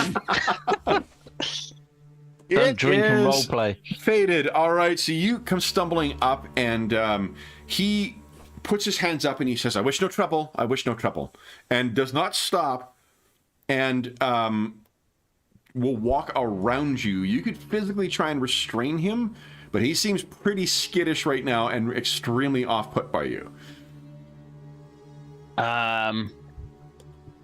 I'll just, as he goes past, I'll just say, I want to speak to that Bretonian servant of yours.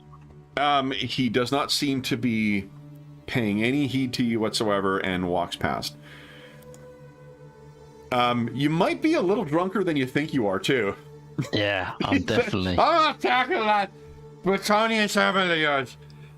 True. And then you... As you're making your way back to the table, Gunnar, you notice that the other two scholars very shortly thereafter leave and both head upstairs.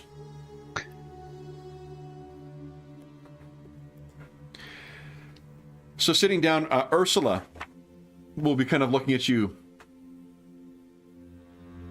Not making friends tonight, are we, Sally? She could probably got quite a glazed look in her eye. She's a lovely lass, but when she's in her cups, sometimes she can be a wee bit pushy. I do see that these manlings don't always warm to her.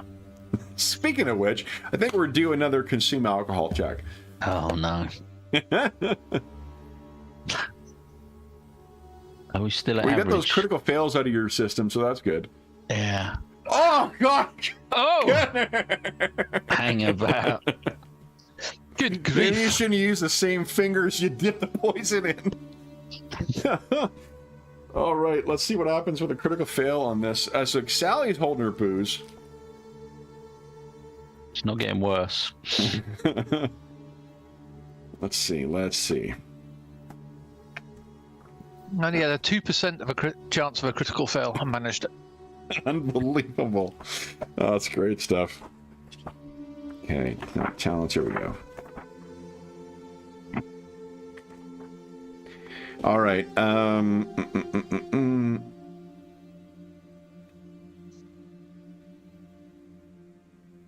I wonder if that counts as 2 levels. Yeah, it must be just 2 levels. So you're at minus 20 to weapon skill, ballistic skill, agility, dex, and intellect. I think your toughness is pretty high, though, so you're not suffering any further penalty. Toughness is 5. We're not rolling for stinking drunk just yet. So the way that I think Gunnar says it, you can imagine he is slurring his words and his eyes are pretty glazed over too. Yeah, I think that just being a big smile to Sally's face. Okay. So with that, let's see here. We've got all the friends we need here, Gunnar. And I'll just put the drink back down on the table. Sure. So you guys are still enjoying your drinks. Let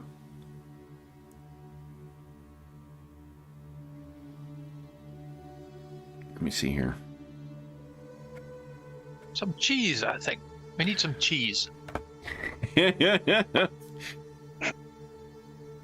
Would you each give us a perception at hard, please? A perception check at hard. So minus 20. Minus 40 for me. Astounding fail for Sally. Right. I think I might have slumped over for a short bit. And another minus 20.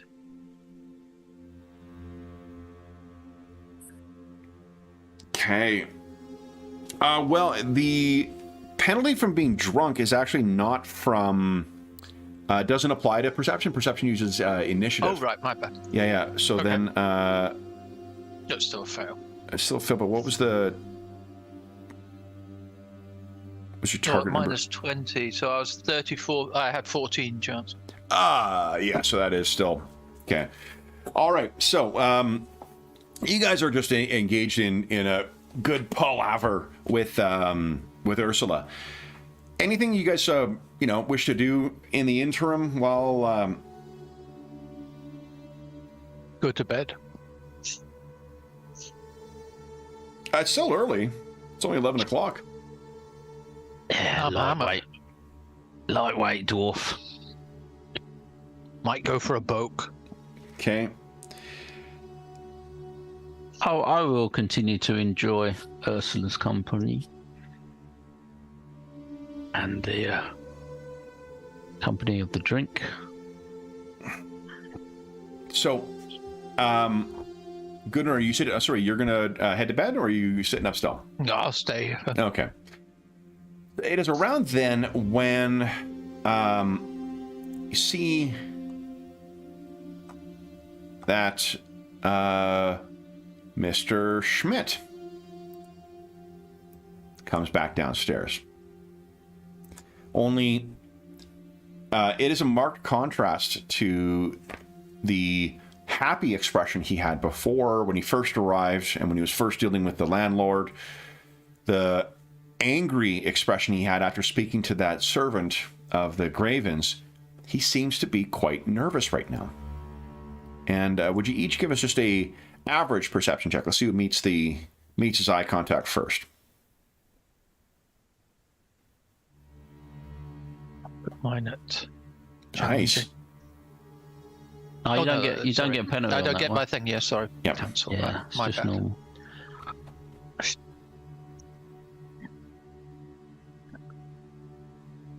Shallow learning curve. Okay. So Gunnar is still staring into his cups. Sally, you notice him coming down the stairs. And he makes... let's put a... Boop. He's not with Mrs. Schmidt. Mrs. Schmidt. He sort of peeks down the stairs. He looks over. He makes eye contact with you, Sally. And he kind of just gestures like, come here.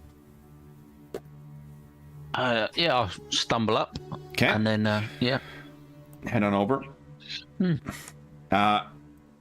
He says, you're a sellsword. I've known to take coin for such, yes. Then he holds up a little folded message. And he says, I have a simple task then.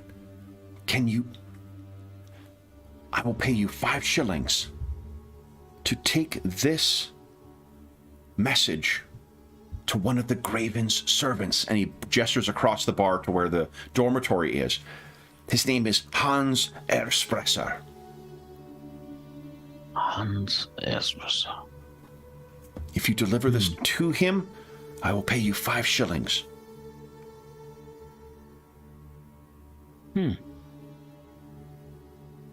Sally thinks that should be fairly simple. That'll keep me drinking for the evening.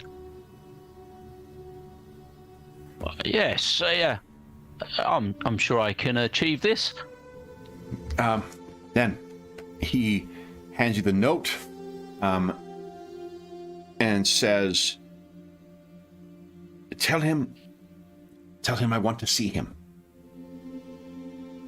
Immediately? He nods enthusiastically. Immediately. Where would he find you? He will find me room 10. Hands. Okay. Okay, I have your take the word. note. Yes, of course. And he pays the pays you the 5 shillings, and then hurriedly returns back upstairs. Okay. And they're all staying in the sort of the common room, aren't they? Yeah. Yeah.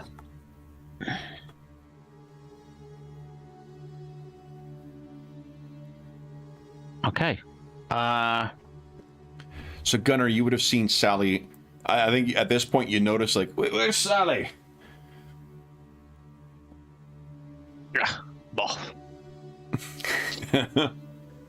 Sally, what would you like to do? Yeah, I'll walk back over. I have some more drinking money. But I must go and see Hans. What was his second name? Hans. Yeah, I must go and see Hans in the common room. I'm sure there won't be too many hands in there. If you can't remember his surname, that's not very handy, is it? Gunner. Maybe it says on a note, and I'll open the note up and see if his name's on it. All it says is, Hans, we must speak. Okay. Okay, well, I'm going to head over to the common room. Is that at the end of the bar there? The dormitory? Yeah, it's right over here. Yep. And if you... It's only been about a half hour since everyone sort of went in there, so it's unlikely that people are asleep yet. Let me... leave the door open for you. And I shall do the classic sort of slightly tipsy whisper. And sort of... You know, sort of... Yeah. As if I'm whispering and everyone in the room can hear. Sean is calling it stage whispering. Oh yeah, the stage. So there is someone who rolls over, and it's a human man who kind of, alights out of bed and makes his way over and says, "I'm Hans." And he looks at the note that you're carrying in his hands. And what was your last name, Hans? Espresso. That sounds good enough. And I'll pass over the note, and I say, Mr. Schmidt asked me to give you this, and he's in room 10. Okay. And let's see here. Are you sure you got the right hands there, Sally? Shh, Ganna, don't tell everybody. But Hans is like that for these people in the Reich. It's like a name like Bjorn amongst us. And you know how common Bjorn is amongst the dwarves. They say there's one Bjorn every minute.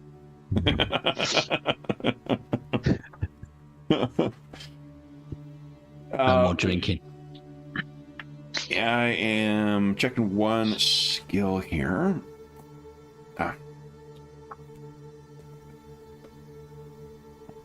Oh, okay, no. All right.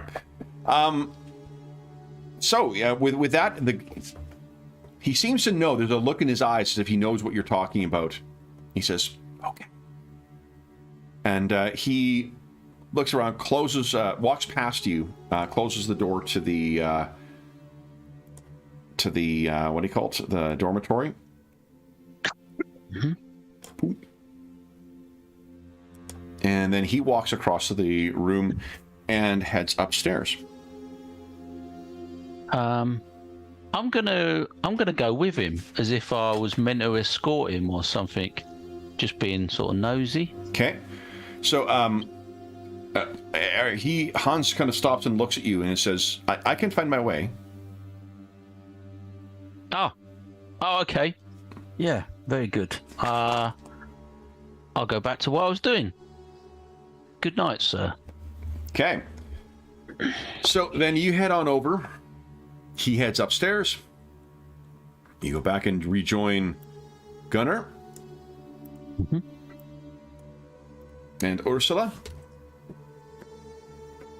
You are now 5 shillings richer for having walked across the room twice. And It's very on the way fishy, back, but- I shall spend one of those shillings to get a couple of drinks for me and my good friend. So I'll bring some drinks over on the way back. Okay.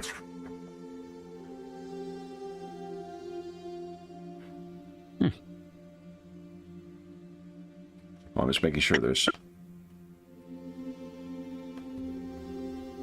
There are fishy things afoot here, Sally. And I don't like fish. They pay well.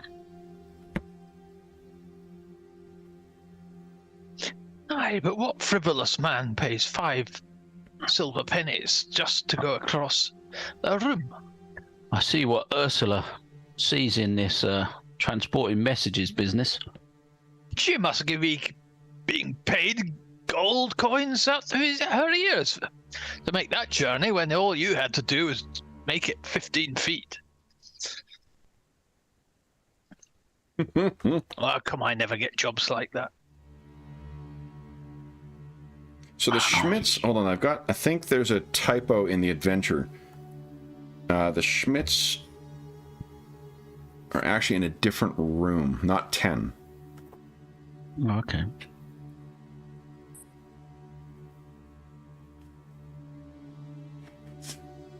I'm just trying to sort out where they actually are. Hold on here. Yeah, I think there was a bit of a conflict between the picture, wasn't there? Yeah, there wasn't a picture Oh. in the...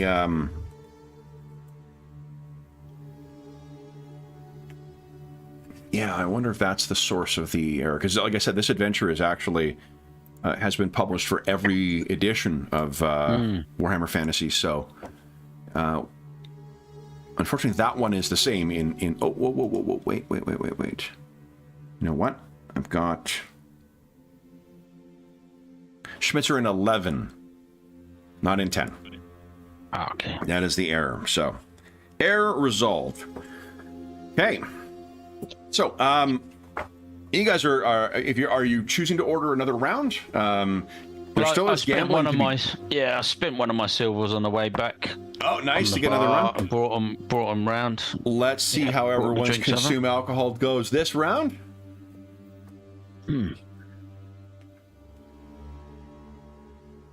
Oh. Sally, Start. yeah, now minus 20. Oh yeah, I should be minus 20, so I'm a big failure. Yep. Okay. And Gunner is at minus 30. Next one is going to be stinking drunk. So you are well in your cups, Gunner. Sally, you are at minus 20. You're definitely catching up. Anna says congratulations. It's around that time that yet another of the Graven servants comes down. Looks around, sees you sitting there, Sally, and gestures like, come here. Okay. more easy money. So you get up and she brings you over to like right near the side of the stairs, perhaps to try and have as private a conversation she can.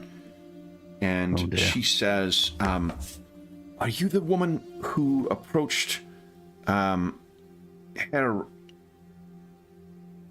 Reichshandler?" Reichshandler. Hans? The Graven's lawyer. Ah. Yes, the grumpy old man. Yes. And she's sort of like, yes. Yes, he didn't want to speak to me. He would like to speak to you now. He's come to his senses. You and your dwarven companion?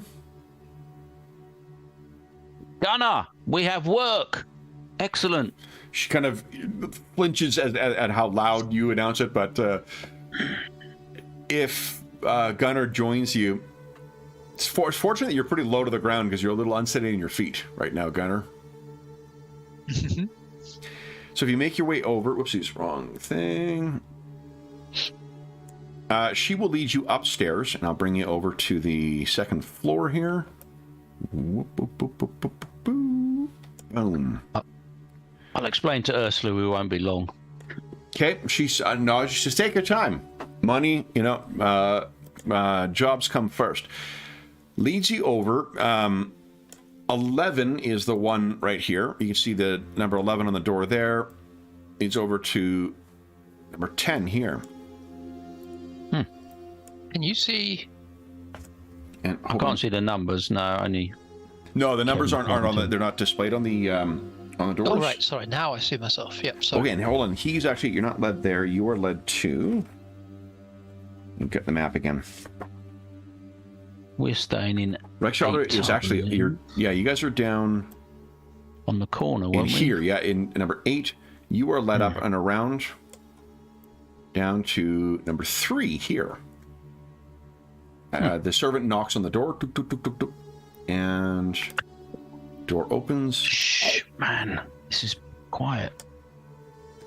And can actually do this here, so there you go, room 3. And you see waiting in there, nervously wringing his hands, is Graven's counsel, who you have now been introduced to as Gustav Reichshandler.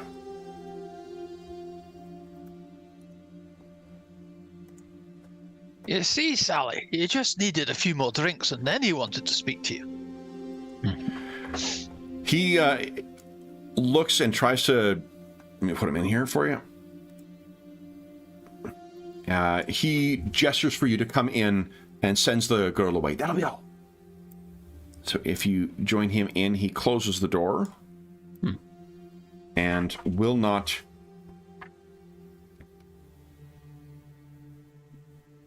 Yeah, closes the door and then seems to be trying to compose himself. You see that snifter of brandy that he had collected earlier is well and truly empty right now. He looks at you both. You are swords for hire? Yes. You have money? He nods. I do. And he looks at the window as if fearing that something might be listening in there. You see rain is pounding against the pane outside. He says, the 3 individuals in the 2 individuals in room 10 are trying to blackmail me. If you will dispose of them, and he kind of lets it hang in the air to make sure you understand what his meaning is, I will pay you 20 gold crowns.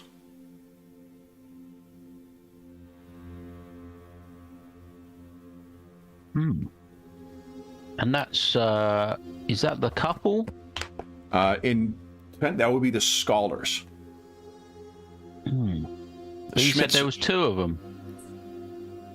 He says, looks kind of back and forth. Why don't you each give us a perception check? I thought there was 3. Perception check. Okay.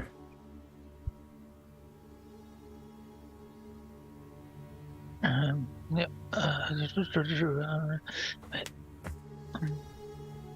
Perception. There's no penalty on that one. There is a penalty. Okay. There isn't. It's not. There you are. Then. It should be just. Oh, sorry. I thought. Thought I'd submitted it then. There we go. Okay.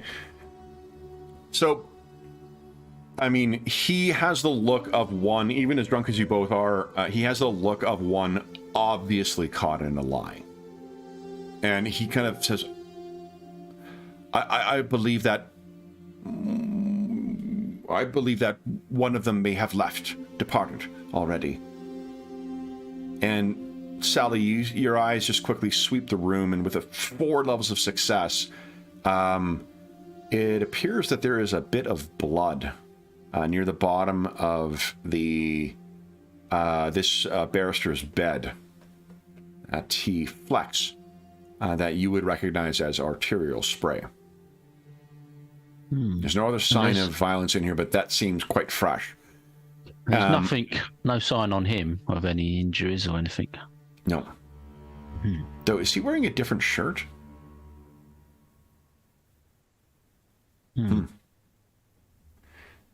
So he is so wringing his hands.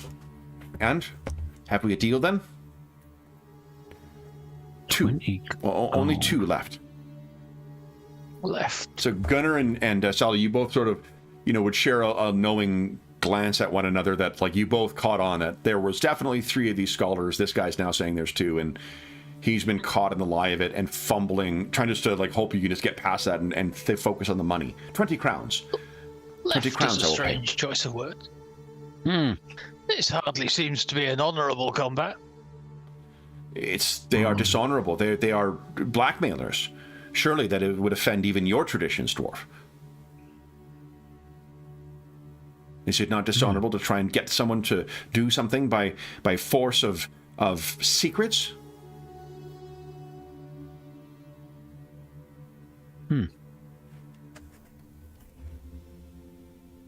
Both seem fairly unhonorable. Well, it is dishonorable to do such things. This is simply paying back in kind, is it not? He's pretty twitchy. Must be quite something they have on you. Yes. He looks at you, Gunnar. What they have, it does not matter. Will you accept my coin or not? It would be of service to the Graven, in a way.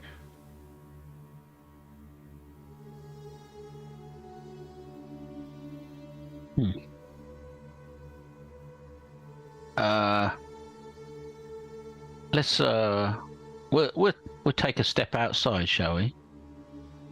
You must be careful. They have ears. Who? Those 2? The blackmailers. If you warn them, they might do something. And what about the Bretonnian servant? Where is she? What Bretonnian servant do you mean? I saw her. She was with the Graven. She's one of the servants. So, you can give us a perception check again. Ditto for Gaga. This one will be challenging. Okay. Because we want to see degrees of success. And so it's challenging is always what you roll for. Whoa! Nice. Sally. Gunnar, you're thinking of that gold, I guess. Sally, the impression you get is, for one, that this guy is not lying to you about this. He doesn't seem to know who you're talking about for it. And further, you've grown up among people of his station. Like, they could... servants could have gaping wounds on them, and some of your... You don't care. Would walk past them and not even notice them. So if someone had a Bretonnian accent or the head of an ass, he may not notice one way or the other. So, and also he does seem to be well and truly focused on something else right now anyway. So there may be members of the Graven staff who might be able to tell you who that person might be. This guy most certainly would not be. Okay.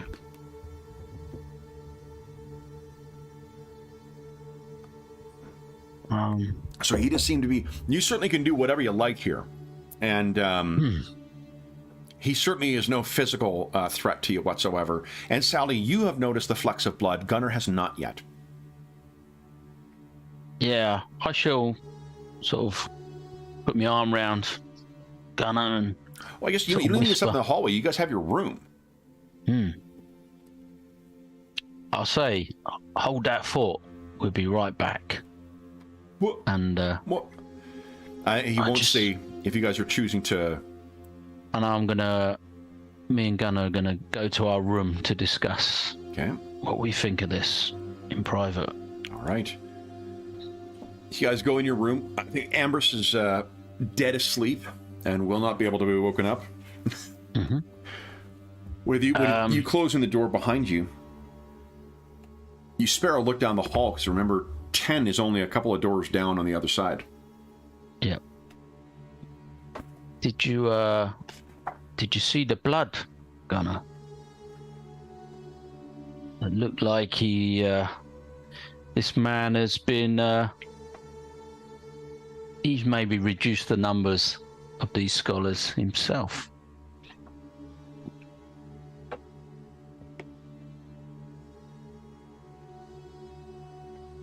I'm not sure I hold with this sort of thing.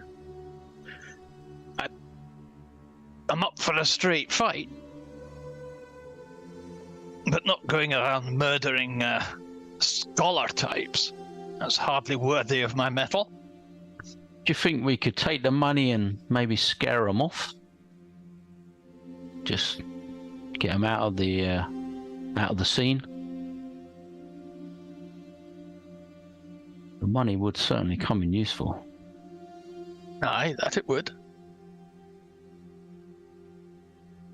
But I'm not going to step to murder in a case like this.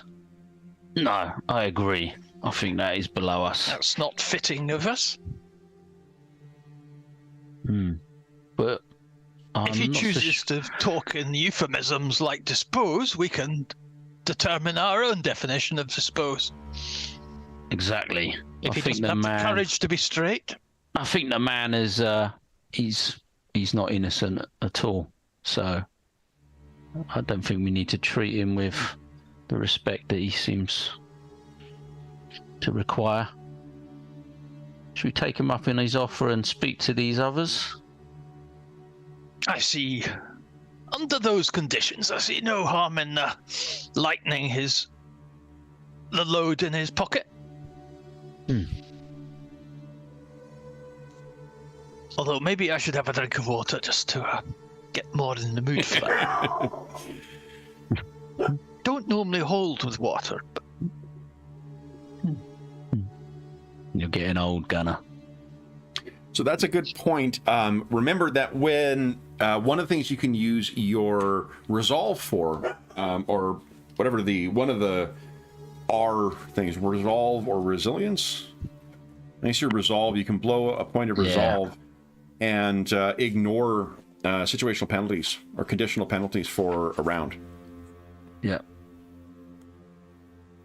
It's a bit harder to get back in resolve, though, isn't it? I think. Resolve you get back by according to your motivation.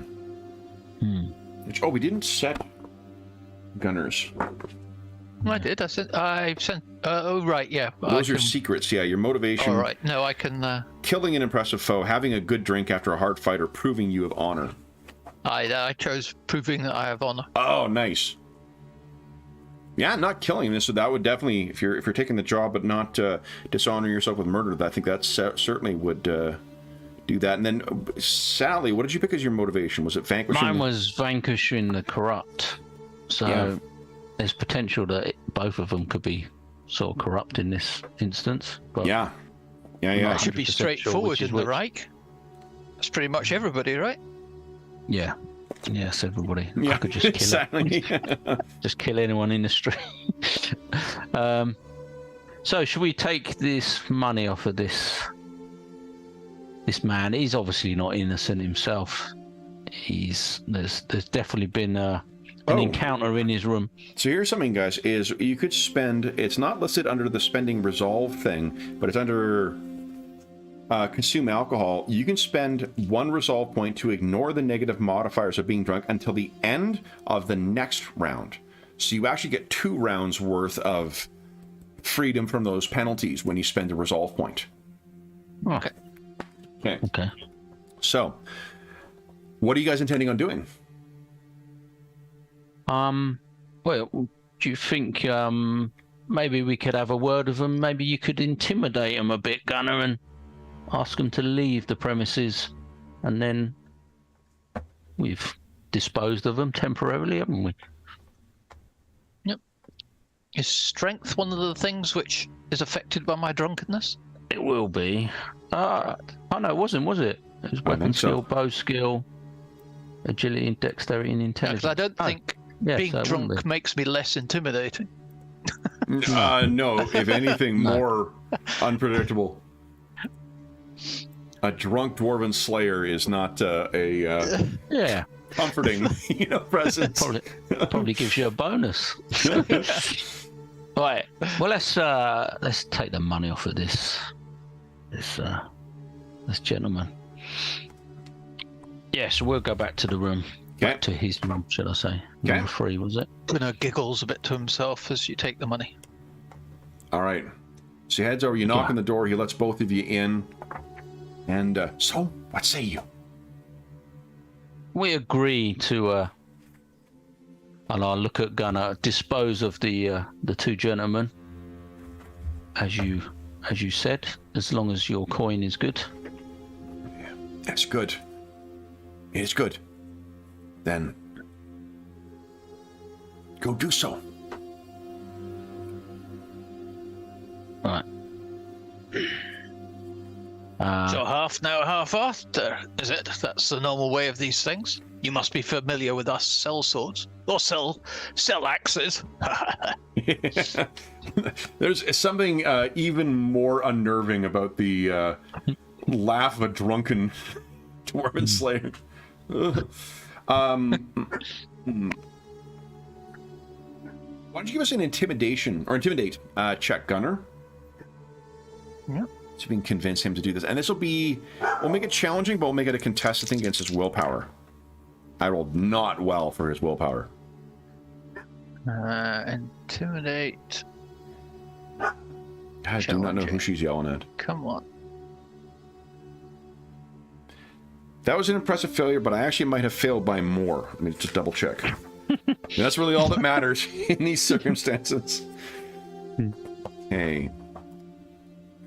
Here we go. His willpower. I failed by 3. You failed by 4. He says, "No, I don't believe that's right. You complete your part of the contract, and then you will be paid for it. My word is good." Aye, well, Sally, let's do as the lawyer insists. But remember, I do find it honourable to slay people who don't pay their debts. So let's head out. Okay. So you guys step outside, and then where would you like to go? We should look for number 10. Okay. 110. So you head on down. I could do is it might be easier if I put the numbers outside of their rooms as you see them. Oh, yeah.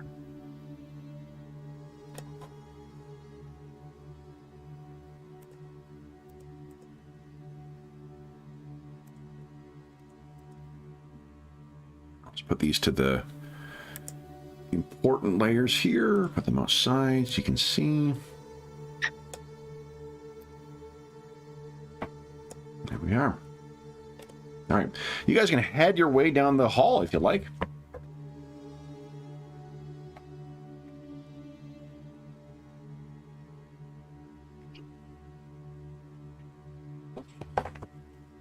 Okay.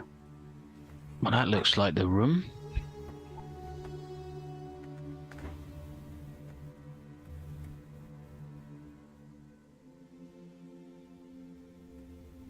We give the door a knock, and then when they open the door, we may need you to. So if you knock on the door. Fourth century. Oh, did you? Oh, you guys actually would be able to talk as you're making your way down the hallway too. So if there's something you wanted to talk about planning. Well, I was just saying, when they open the door, I think you may have to force your way in, Gunnar, because they may not be up for negotiations at this time of night. Aye, makes sense. Okay. Who is it who knocks on the door? So I'll knock on the door, but I'll stand. Yeah, I'll stand so when they open the door, they see me, but Gunner's in a position where he can sort of force the door open. Okay. So you knock on the door, and you hear a woman's voice from within. That voice. Is it you?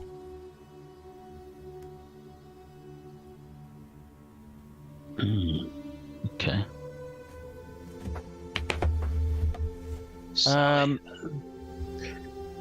I'll whisper very quiet.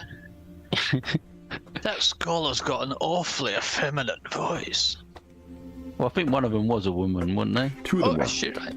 Two of them. Two were Two, women. here's the... Let me show you here. The wet... Oh, more drunk than I thought. That's what they look like. One old guy, two younger women. All right. And Elphois is a man's name. I should try and put on a bit of a deeper voice and just whisper, yes. Okay. I'm just trying to determine what that might be. I have to say, Sally, a lot of you manling women are not terribly feminine. They're very slender.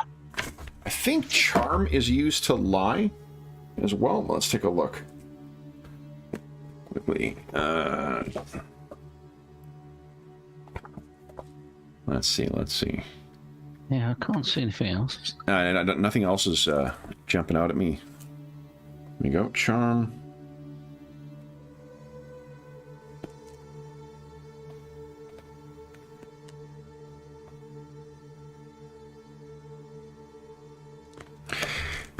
Yeah.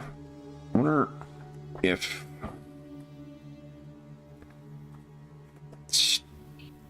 No, stealth is an agility one. So it's definitely not that.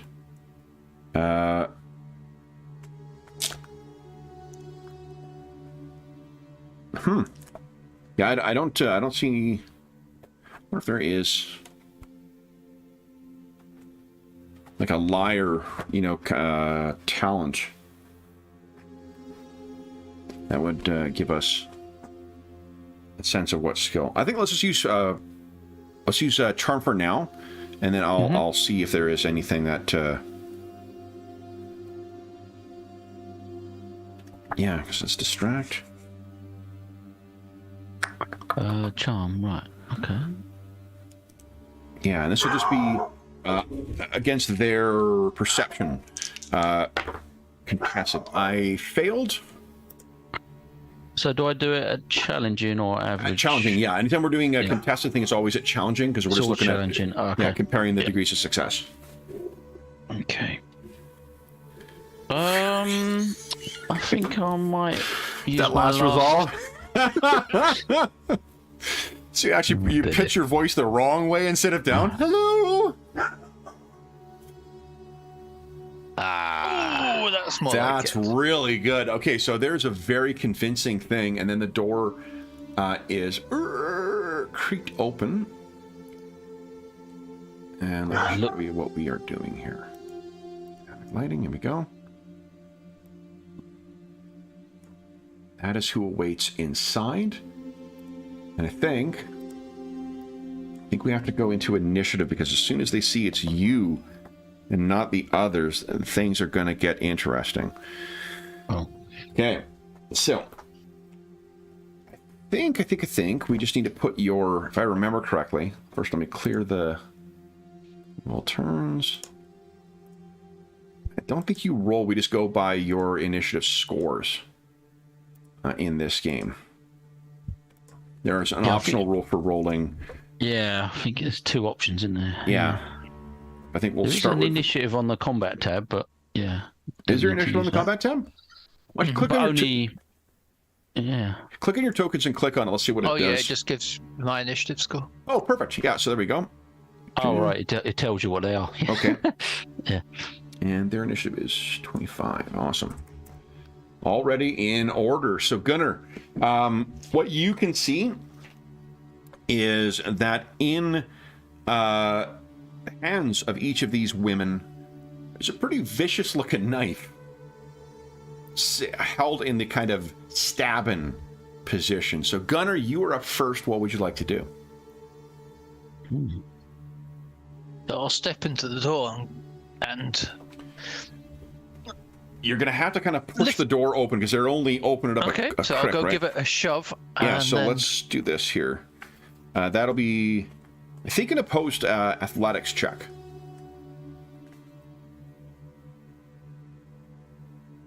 Yeah, because that'll give you the benefit of training plus your athletics is strength, isn't it? No, it's agility. Oh, no, so this will be strength. Give us just an opposed strength test then. Okay. Yeah, these women are not super strong. I failed really poorly. Challenging. Oh, you know what? Might. Might is the skill. All right. So, what is your might? Because that do you have training in it?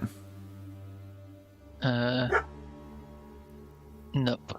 No? Okay, that's fine then. I figured I'd give you extra successes if you are. So that's with 2 massive failures. Gunnar, you, as your action, push your way past the door. The women are battered back, and you have got yourself in there. Sally, what would you like to do? Yeah, I should go in.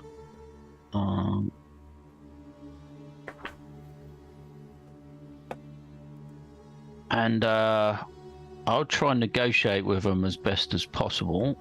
Okay, what are you going to say? You've made enemy of rich and powerful folk, and they've paid us well to make sure you're disposed of.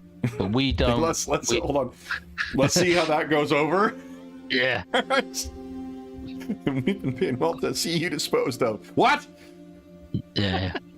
So make let's see here. I think it'll be an average charm check. Okay. We'll just see how you do. Isn't that intimidate by accident? Yeah. All right. I'm trying to do it with a softy sort of no weapon drawn approach at the moment. Okay. Okay. I've come here to murder you, but it's Exactly. all right. All right. I'm going to make a fear check for both of them. I'm going to give them plus 10 based on your success on this. So let's see here. Willpower. One of them, the older woman, makes it. The younger one does not. So the younger one, this is going to be a contested.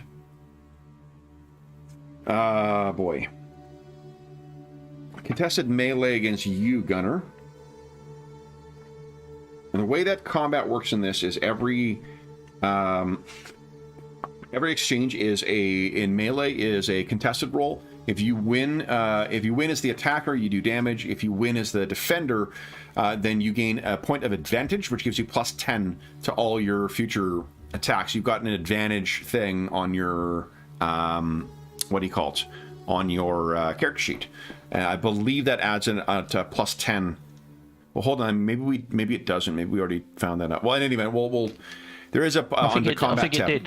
I think it did. It did add the plus 10. Okay, great. Yeah. If you Okay, so add it on. Gunnar. So I'll use some resolve then to get rid of my Oh, alcohol. nice. Yep. Okay, so for the next 2 rounds, this round, next round, you will be ignoring that. I got a. Let's see here. I got 0 levels of success, but I did succeed. Go ahead and give us your. What do you have out? Do you have your axe out? Yeah. Okay, so go ahead and give us. Yep. For a bit of shock and awe. So. Basic. Oh, and they have some neat rolls for axes in up and arms too. Critical success. Critical success. So here's the cool thing. Even when defending, on a critical success, you still cause a critical wound. Oh. Yes. So you'll gain 1 advantage from this as you deflect her clumsy attack. And then would you give us Okay, and hold on. Hit location for 11 would be... Does it say on there? Body. Okay, great. Look at that. Fucking love this character sheet. Would you give us can't switch it for a disarm or something like that? Life, unfortunately, is not like that in... there definitely are games we play that would support that kind of stuff. Accidental disemboweling is very on brand for Warhammer Fantasy. Would you give us a percentile roll, please? Let's see what the body critical is. 34. Winded. She gains a stunned condition. She makes an average endurance test. So let's see here. Okay, chef's kiss. So she staggers back, having the wind knocked out of her.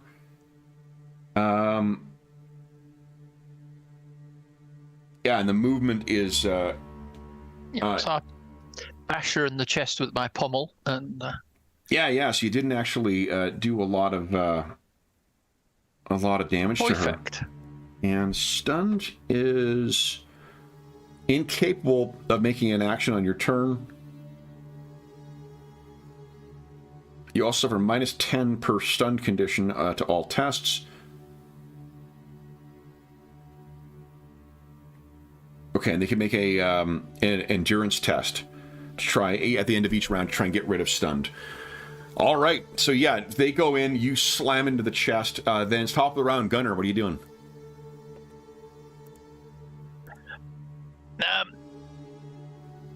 I'm going to try enough of this to both of them. Yeah. Bit of intimidation. And can I, at the same time, just try and knock her dagger from my hand? Yeah, you wouldn't be able to make a skill check and do that. You like whatever thing is going to be a dice check. It could just be narratively you're saying enough of this and then try and disarm her. Okay. Yeah, but your choice. Which one was more important for you to get achieved? Oh, I'll just say, we're offering you an easy way out, ladies. Just scarp her. Okay. So if it's intimidate, then give us an intimidate check, please, and I'll contest it with their... She's got the injured one is... Yeah, failed. Nah, the other one rolled quite well. Okay, we could do with the lucky one here. So it's normal, isn't And it? you remember your so advantage. You're plus 10 to this as well. All right, yeah, 10.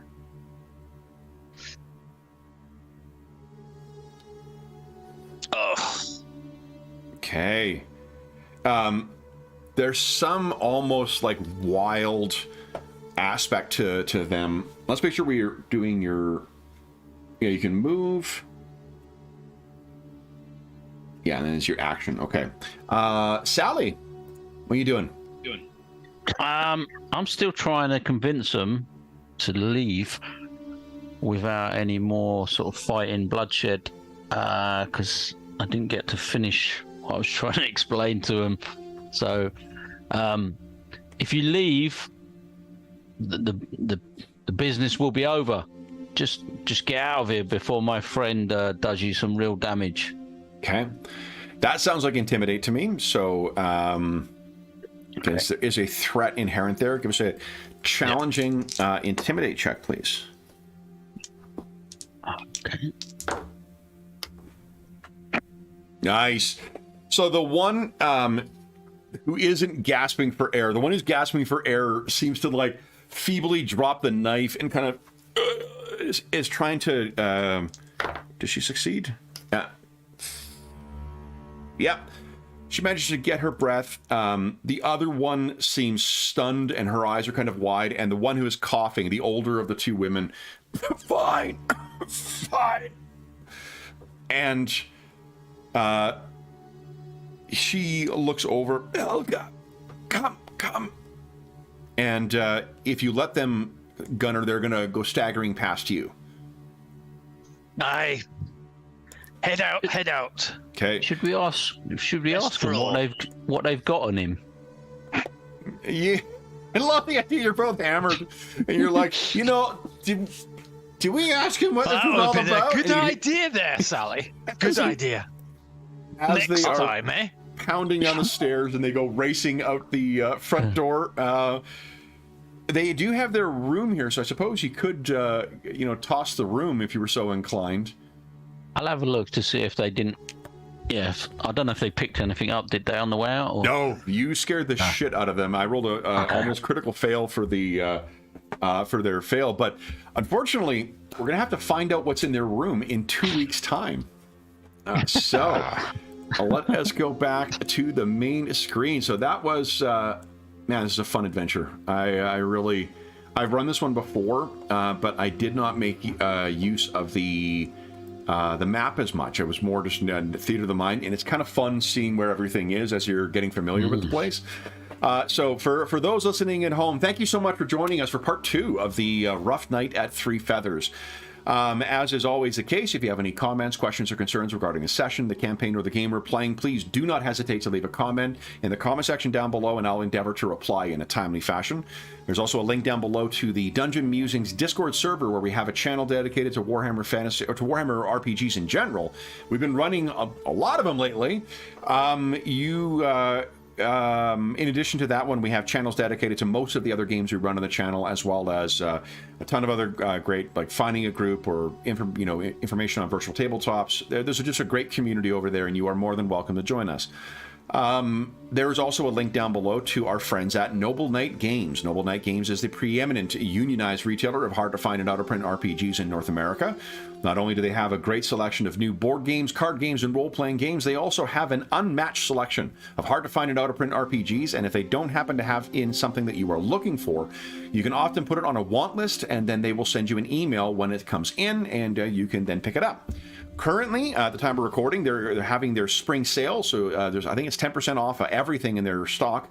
But outside of that, if you head to the store and make a $10 purchase or more through their website, be sure to enter the code SPRINGMUSER, all caps, all one word, and you will save yourself 10% on your purchase.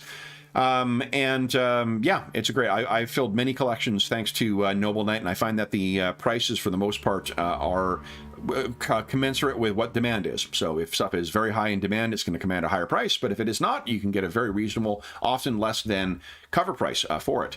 There's also a link down below to something called Heroes Save Villages. That's the charity fundraising campaign we run on the channel. It benefits the SOS Children's Villages International Charity, a really amazing organization active in over 130 countries, benefiting over 80,000 orphaned and abandoned children, including ongoing relief efforts at the time of recording in Ukraine and the surrounding countries. All donations that go through that link go directly to SOS Children's Villages International. None of that comes to the channel or any other middleman. Just goes to help out the kids who benefit from their services.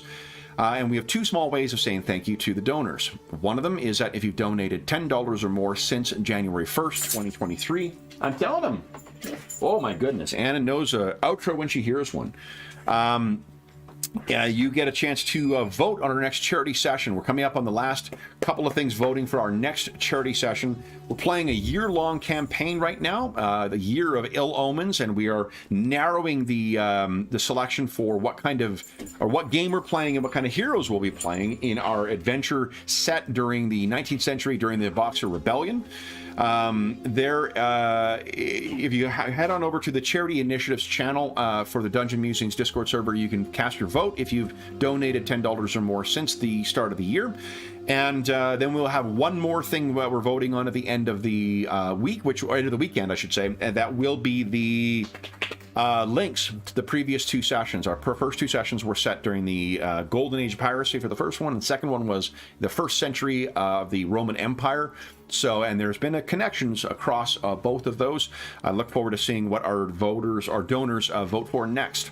The other thing is we'll be having a charity raffle at the end of end of June, and prizes include a chance to play with us, a chance to a chance to win 2 copies or one of 2 copies of the D-Genesis Rebirth Edition slipcase, as well as a bunch of other great prizes, including a chainmail dice bag. If you donate $25 or more, every $25 gives you a chance to win the grand prize or one of the other great prizes, and it also gives you a chance to vote on the charity campaign. The last thing I will say is a huge thank you to our stalwart players. So Darren, thank you so much for joining me again. And James, thank you so much for stepping into these dwarven shoes at the last minute. So that was great. I'm really glad we got a chance to carry on with this game. And John, I hope things are all good on your end. We'll be back in the old world and at the Three Feathers in 2 weeks' time. But until then, we hope that we gave you a few hours to take your mind off the troubles of our world and think about the troubles that our grim and perilous heroes are uncovering for one night at the Three Feathers. And until we see you again, stay safe, stay healthy, and happy gaming.